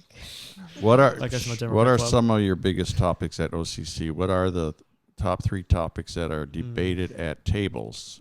I guess what Yeah. type of tables? So I mean, when we do tabling, basically once a week we'll table to recruit new people and also Okay. to show that we have a presence on campus. That probably the big 3 things that come up. Number 1 will probably be the Second Amendment, obviously. The second thing will probably be the abortion argument, pro-life or pro-choice, and then the third thing will probably be immigration. I think. Do you guys agree? And anything Trump ever said oh in yeah, the anything, past yeah. 10 years, they'll like ask. Mhm. So Yeah. Right? I mean, here Trump, they loved him when he was on The Apprentice and Yeah. everything. He was like a big Well, he wasn't star. bothering anybody. Right, That- well, That's yeah. the thing. Like he was such like a big was so star loved, I know. within Hollywood, and I think Yep. once he turned political, that's when everybody turned. Yeah. And I the mean- Republican candidates would go there to kiss his ring to get his endorsement. I Yeah. mean, Mitt Romney. I remember who's the governor of Alaska? She ran for vice president. Oh, Palin. Palin. Sarah Palin. Palin Yeah, was Sarah there. I Palin. mean, they God all bless her kiss his soul. ring, and then he gets into politics, and everyone, oh my God. Well, I mean, you get what you vote for. You know what I mean? I mean, everybody is surprised all the time. Oh, Trump did this, Trump did that.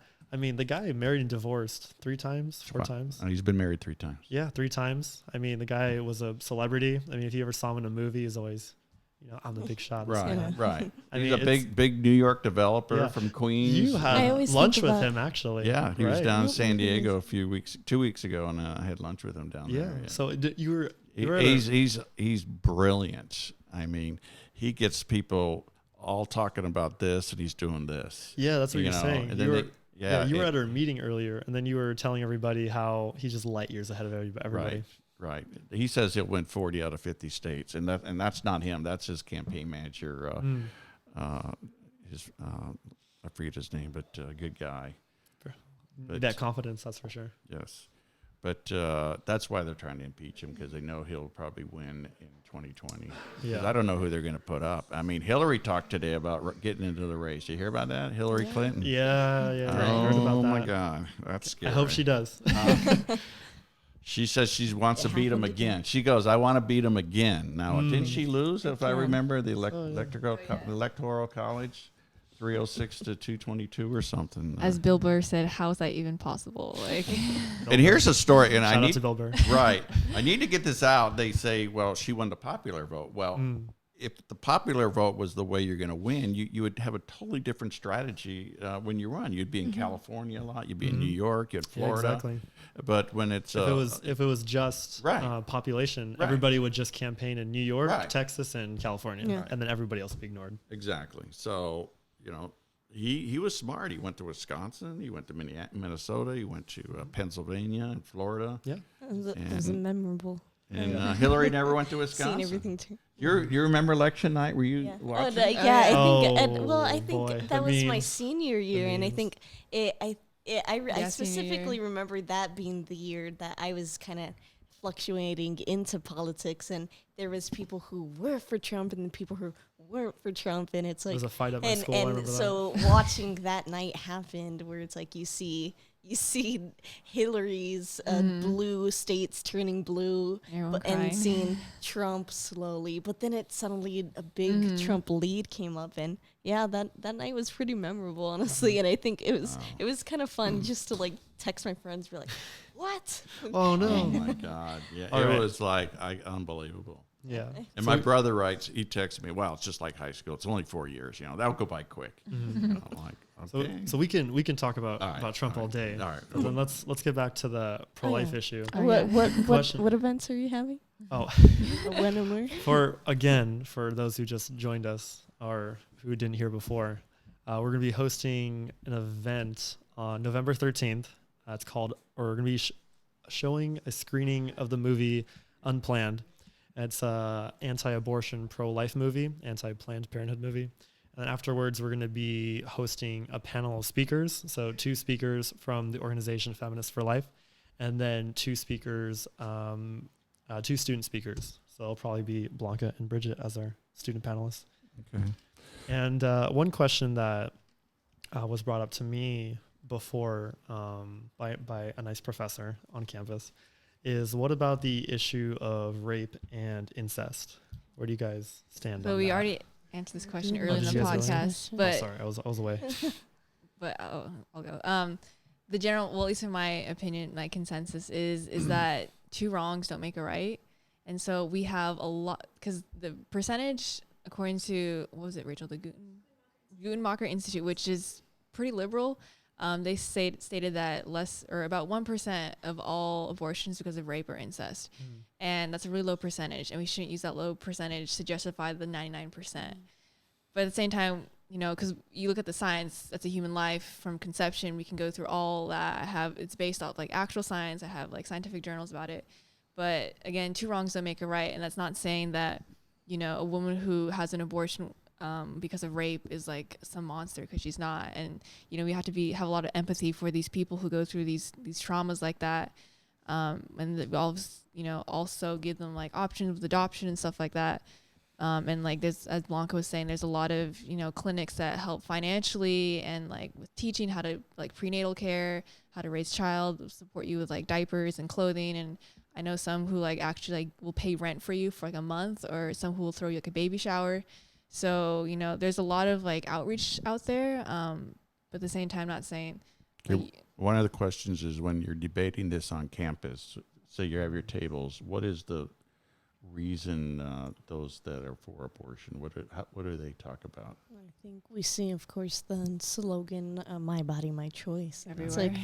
like, and again, I think I've said it before. I just see it as an excuse. If you just really have to say "my body, my choice," it's like take some responsibility and kind of Well, what about choose your the man who says, "Wait, it's my baby too, baby too. Yeah, and I want to keep it"? Well, how do you handle that? A lot of people say like if you don't have a uterus, you don't have a say. And it's like, Opinion, yeah. often I think that's such a ridiculous argument, because like there's if you weren't a slave, then you shouldn't have an opinion about slavery. and It's it's like, like no. there's so many, like, you could just fill in the That's blanks true. for that type of stuff. But with the question about my body, my choice, which human body has 2 beating hearts? Which human body has 4 arms? I don't think there's any human like that. And the human DNA in the zygote is completely different than the mother's DNA. Completely different unique human DNA that will never be replicated ever again.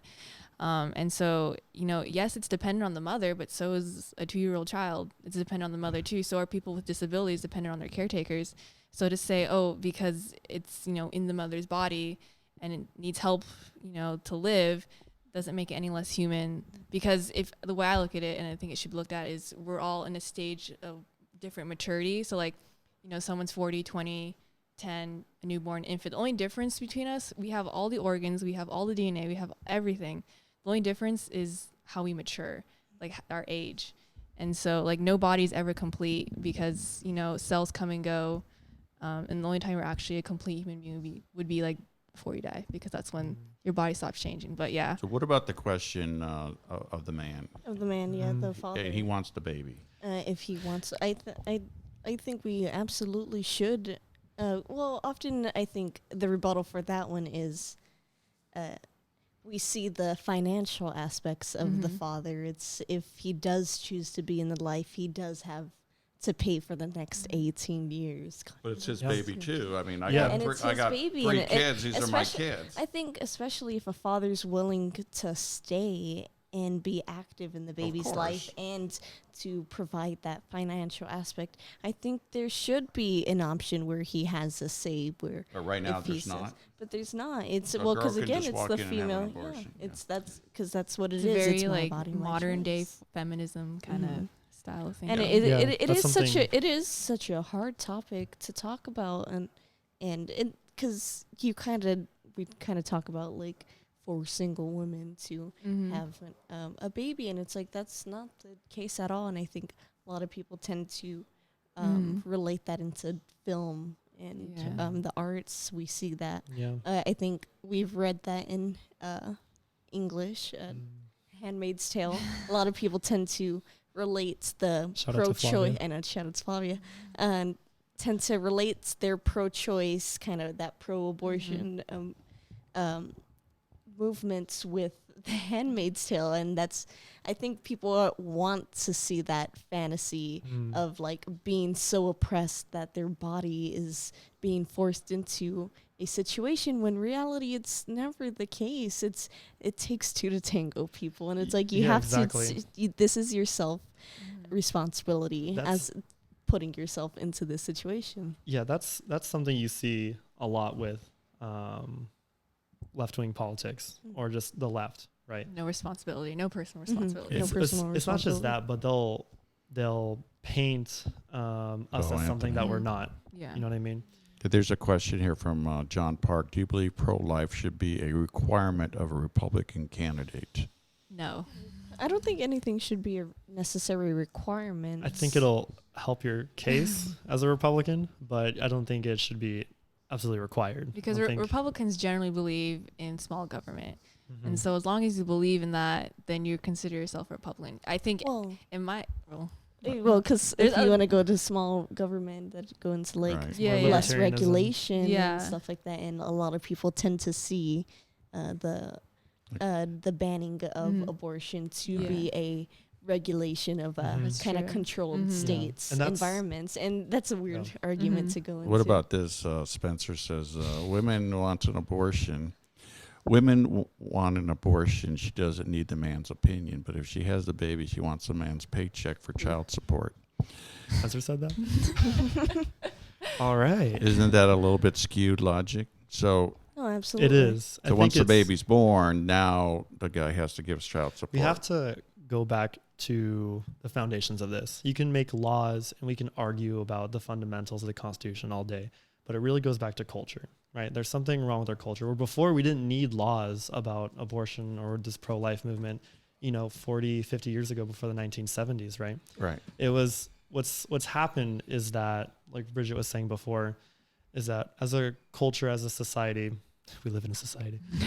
As a society, we've dropped responsibility, right? We've dropped duty and loyalty Well, I and think honor to especially each the other. family. Yeah, Family the unit. the nuclear family is at the lowest it's ever been in U.S. history. I mean, what is it? It's 1.2 or something Goodness. children now. yeah, But I feel, and I want to get this point out, when I was growing up and learning about the Holocaust in Germany, people are going, why didn't the neighbors, why didn't the villages or the cities know what was going on where 6, 7, 8 million Jews were exterminated? They had to know what was going on. And I really believe 20, 30 years from now, people are going to look back to this time going, what were they thinking? They were just exterminating all these babies. Well, I think Because technology probably be to a point where, you know, you can control pregnancies or whatever. But I think they're going to look back at this time going, what the hell was going on? I think majority of us are willing to be like ignorant and blissfully ignorant with our own neighbors. We don't want to intrude into other people's lives, but there's only so far you can go with it. It goes back to the culture of what I was saying before, is that people have their, you know, their TV, they have their lives, you know, they're doing this and they're doing that. We live such comfortable lives in the US, right? Where when we do crazy or very violent things, we choose to ignore it, right? You know, it's football season, it's this or that. You know, people care more about just having the right to do things. Oh, this is my right. You know, these are women's rights or men's rights or whatever. That instead of rights, what about the responsibility? Because as soon as you say, and I was reading about this in a book before, when you ask for the rights of something, you are asking other people to be responsible for you, basically. And instead of taking responsibility for yourself, we're asking everybody else to be responsible for you. And that goes to the government. And it kind of goes back to the less government thing. We're asking the government to be responsible for us, take care of us. We don't want to deal with this. The government keeps handing out the fish. Exactly. And they're not handing out the fishing pole. It's gone to a point where women celebrate having abortions. You know, I started seeing that recently. Is that really radical? Isn't that really people. Personal for a woman? I would. Yeah, and she'll at pro-life marches, woman will be like, "I had an abortion." Blah blah blah. This is me. And I mean, you know, I'm a man, and so I can't. People are trying to be proud of it. Just because you're a man doesn't mean you don't have a say. I know. But for me, I feel like this is a women's issue. You know what I mean? It's like obviously it takes two to tango, like you guys were saying. And it's like, we can have a say in it. But at the end of the day, involves you guys. I mean, we're not the ones having abortions. So what happens, I'll give you a hypothetical, if or having babies. Roe v. Wade gets overturned. What then? Riots. What happens? New world. Well, if they say abortion is illegal, oh my gosh. I would personally be in favor of it because I think we all would be. But I definitely think if it does happen, there'll be a huge pushback. But everyone's going to say like, oh, you know, there's going to be like back alley abortions, stuff like that, which would be true. But the vast majority of abortions would be prevented.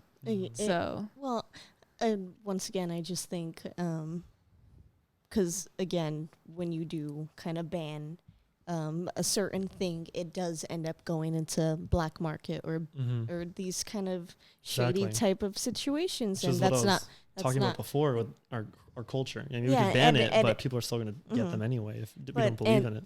But that's what I kind of was saying in the beginning too, that I think this is more of a situation for that has to be talked about for self-responsibility. It's like, how do we even prevent getting into the situation where a woman would ever consider having an abortion? It's like, what can we do to prevent that from happening? Whether it's from sex education to easier access to birth control, or because I think a lot of these topics end up becoming taboo and people don't want to talk about them at all. And when we don't talk about them, nothing gets solved. Exactly. And it's like, especially with birth control being accessible, nobody wants to talk about that because that means we have a culture that's high in sex life. But it's true that I think there's a quote where it's like they're Puritans in the streets, but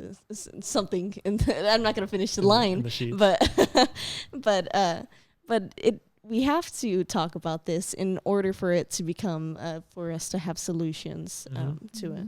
Yeah, and it's nothing false saying that the U.S. has, through the sexual revolution and through the 1970s feminism, well, I think that 1960s, I think we're talking about there was a sex revolution that happened in the 60s, 70s because of the creation of the birth control pill, and I heard that I kind of found it interesting that it was put into the terms that birth control was or can be related to as important of an invention as the atom bomb or something like that. Oh, yeah, and it's changed changed our culture so significantly just because the fact that we have found a way to stop or at least prevents a natural course in our body, because that's in the end what this sex is. The natural consequence for sex is a baby.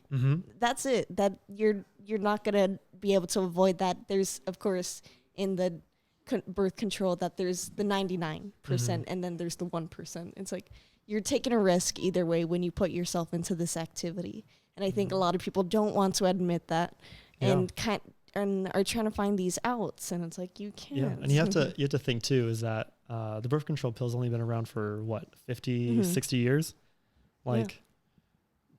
Our civilization has been around for thousands of years. You know what I mean? Have we seen the long-term effects of what the birth control has done to us? We haven't seen like the full, like what the end result of all of this is. No, we're still going through it. Yeah, can we answer some of these questions? Sure. Is it fair to force a woman to live day in, day out, trapped in a coffin of their own body after being a victim of rape? And being forced to carry a child that reminds them of the trauma they went through. So they go through this trauma of rape, and you're saying it's not the child's fault. Two wrongs don't make a right. So what's your answer to that? Okay, well, I think I answered the question like three three times already. already. I think this question can be answered again and again, that rape is a traumatic situation or experience that could happen to anybody, especially to the woman. And if that experience ends in pregnancy, and that maybe that baby has the features of her rape, it's just like what I think a lot of people tend to look at the worst case scenario of this baby will remind me of my rapist. And there's many websites actually where you can read the stories of rape victims and those who have chose life, and often they see this as the lights in the dark tunnel. It's like this baby gave them hope when after such a traumatic situation, and it's like it's not even. I don't think any of us wants to force a woman to go through this thing, but like I've said before, we can even help those women. We have to establish that those 99% of those women who do choose to have an abortion because of their own selfish choices, we can't help those women before. I would say, to answer Anthony's question, there's a thing called adoption. So after carrying the baby for 9 months, you could put up for adoption. Also, as I said again, you cannot deny the facts that it's a human life. So, I mean, I know some people argue in favor of having an abortion. I think I just like his description of the pregnant woman body of being a coffin. It's like, how do you it's suffer not, but it's not a coffin because it's carrying new life. It's like, I know, thanks, Anthony. Yeah. but it's not like that. He's just making an argument. I know he's trying to make he's devil's advocate. But he's giving but he's being a devil's advocate, obviously. But he's painting such a awful description of it that and it's most times actually leftists will do that though. They'll paint it as something it is. Image, and often those pro-life people. And sometimes it can be that there's such ugliness in the world that it can be the worst than what we could even imagine. But that's not what we're not trying to go for hypothetical situations. So we're trying to look at reality. Well, let's look at reality. How can we reduce the number of abortions? through education? Or what? Absolutely, Sex education, birth but control, which I know everyone's against, but I think over-the-counter birth control, Mhm. I would rather have people use birth control and be on that. So right now it's Then not over the counter. It's not over the counter. No, it's you not. have to It's go prescription. I thought it birth was now. birth control. There's- You have to that's a go whole- talk to like I've Well, it's a of course doctor. it is a medication that Prescribed affects to your you. body, whether hormonally or So it needs- it has to be needs to be and pres- most non-hormonal So the birth doctor control has to give you be yeah. I don't know prescribed. something. And so Yeah. some people maybe So one pill afraid. doesn't fit all. Yeah. Yeah, There's it's different pills for there's different different women. pills. There's And the what non about the patches now that I've seen on There's TV? one that goes in the arm that like IUD. has a medication, but Right. there's also like the copper, there's IUD. There's there's so many the thing forms is, of it, but again, it is a medication that has to fit your own So let's body. get back to once you are pregnant. What's the option of taking it to term? I mean, What's your option? no, what is the? How do we educate? Hey, let's bring it to term. Let the body, let the baby live. well, here's what I think, because we can talk about contraception, we could talk about sex education, and people in places have implemented these things, but yet abortion rates still go up every single year. Okay. I think what's going to happen, and I think the only way that abortions will start going down, is that once people realize the end result of this experiment with the abortion pill, with contraception, with abortion, I think once people start seeing the results in the very end, I think that's only the way people start changing their minds. Because people, like I was saying before, will march for rights and rights and rights until in the end, in the end, like, we don't know what the end result is. Right, the end result is people with less families, people with less children. I mean, those aren't positive things. I know for there's like this left idea that a woman can only be truly free if she doesn't have kids. Like she do what she wants, whatever. She's a free woman. Yeah, who there's has her nothing own- wrong with that, right? So Absolutely. the far women left could be- thinks, the far And left just- thinks But I actually that the world's I going to believe be over in 10 years. I believe so. that Yeah. women, if they don't want kids, don't have to have kids. Well, no, I'm not saying they I- don't. I'm not saying they do. I'm not well, saying they often I do. think people I'm tend. just saying, what's the end result I think of that fantasy? Mhm. You know I what think mean? people look through this kind of like urgent lens of everything's happening right now, and Mhm, if I don't exactly. do something right now, it could mean disaster. And like you Yeah. mentioned, the people think that the world's going to end in like 12 months or 10 Mhm. years, and Yeah, it's yeah. like 12 we have years. a doomsday clock going for I don't know how long, but Greta told us. okay, Greta told us.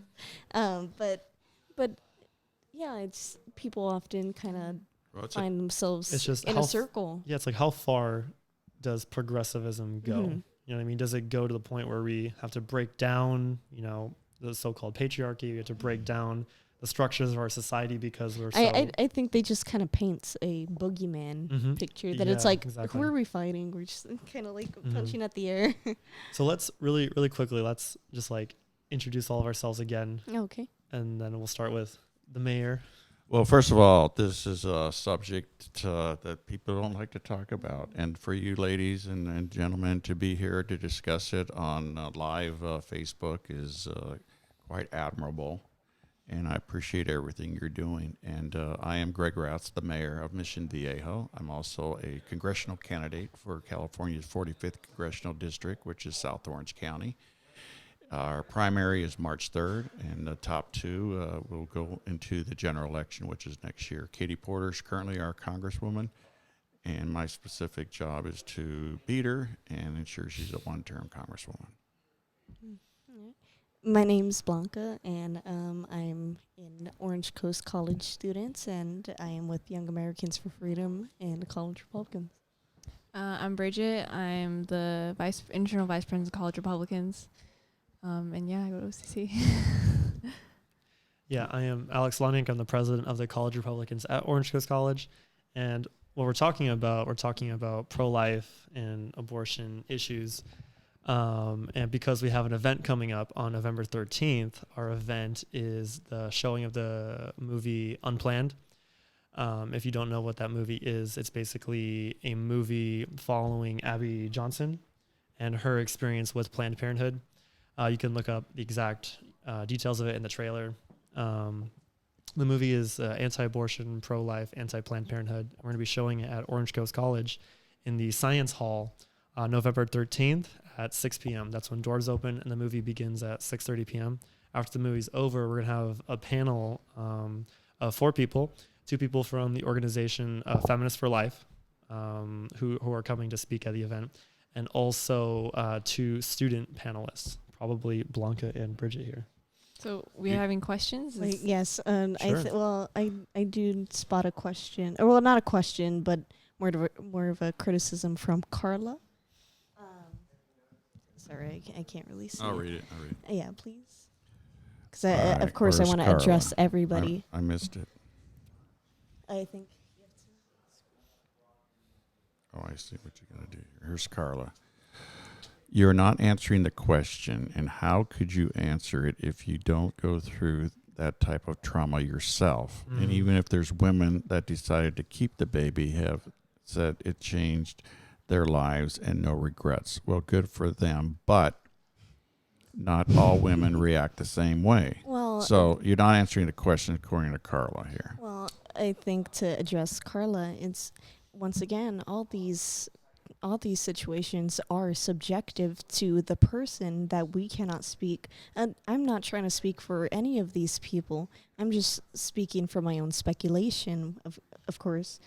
But again, I haven't experienced these traumas, and thank God for it. And it is a hard situation that I don't. Once again, none of us want to force anybody into raising, or not raising necessarily, but putting their body into a situation like this. But these are situations that happen, and before I believe that we can even help those women, is we have to address those who aren't willing to take the responsibility, who did have the responsibility, who did have the choice, and are choosing an out, choosing a way out.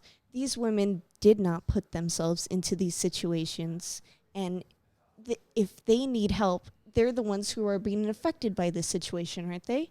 And it's like, once we can address the women who are abusing this system, then I believe we can help those rape victims. To jump off what Blanca said,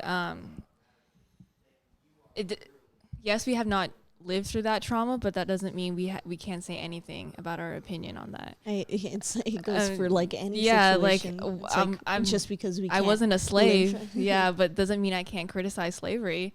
So, and also what Blanca said, we're not here to, like, if someone had an abortion or wants to have an abortion because of rape, we're not going to be like, oh, you're a terrible person. We're not going to say that.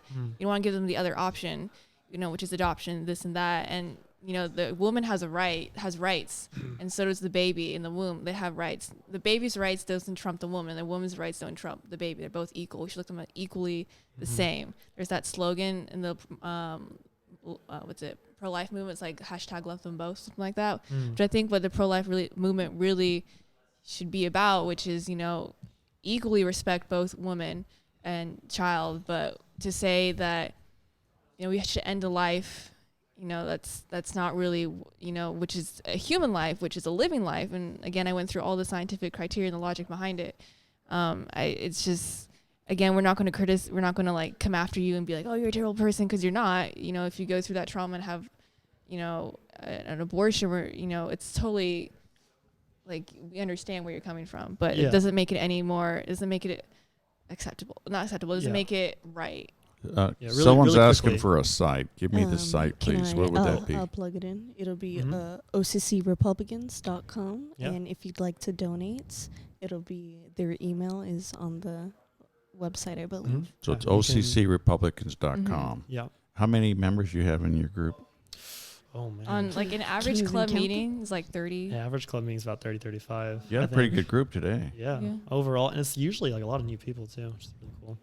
And I talked to a couple of those young ladies, and they just said they met you guys out on campus, and they I think that's what surprises most people, is that we're the most active clubs on campus. You don't see anybody tabling like we do or recruiting like we do. We're the ones who are passing out the flyers and or stickers or stuff like that. Mm-hmm. We run our club Mhm. like the military.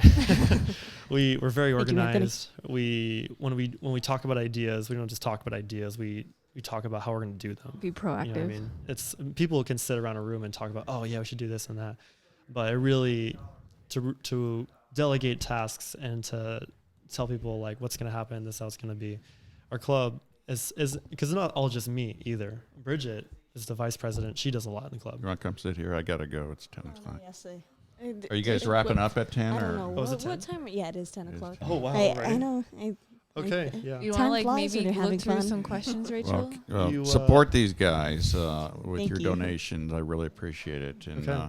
If you want and to, I'll do what I can do to help you guys. Thank Yeah, you. thank you. I appreciate Yeah. it. Are you going to come to our event, November 13th?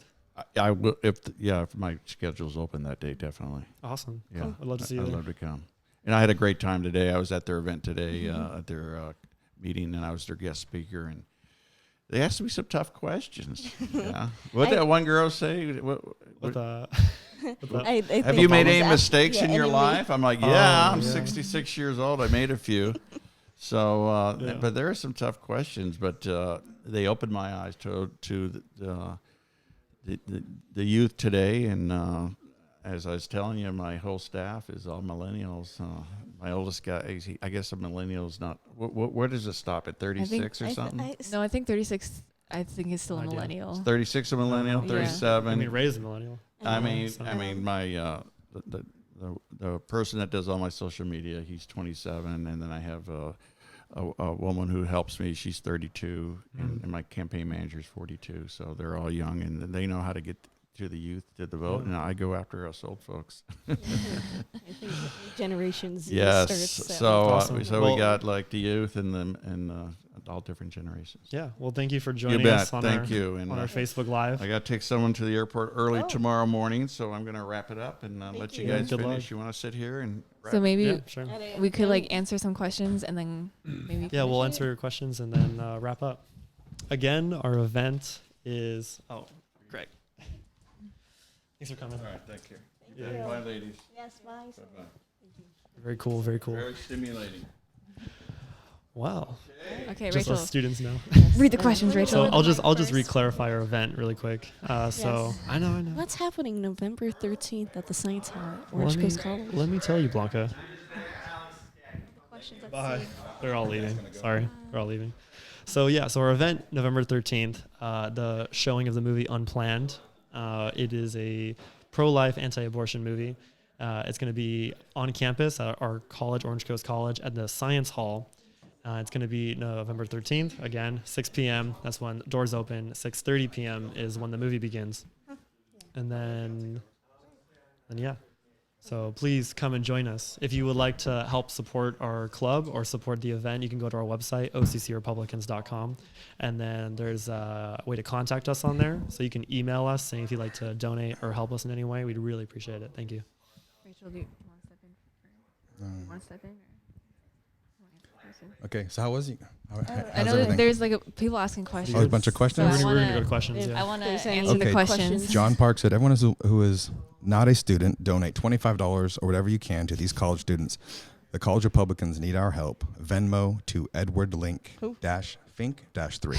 So He's- Venmo to He is Edward. the. Is that a real? He's our is that a treasurer. real He's the link? club Okay, treasurer, Just want so- to make sure it is a real link. Mhm. Okay. So yeah, please, if you'd like to, that'd be amazing. Okay, what other questions? Thank you, Park, for that plug.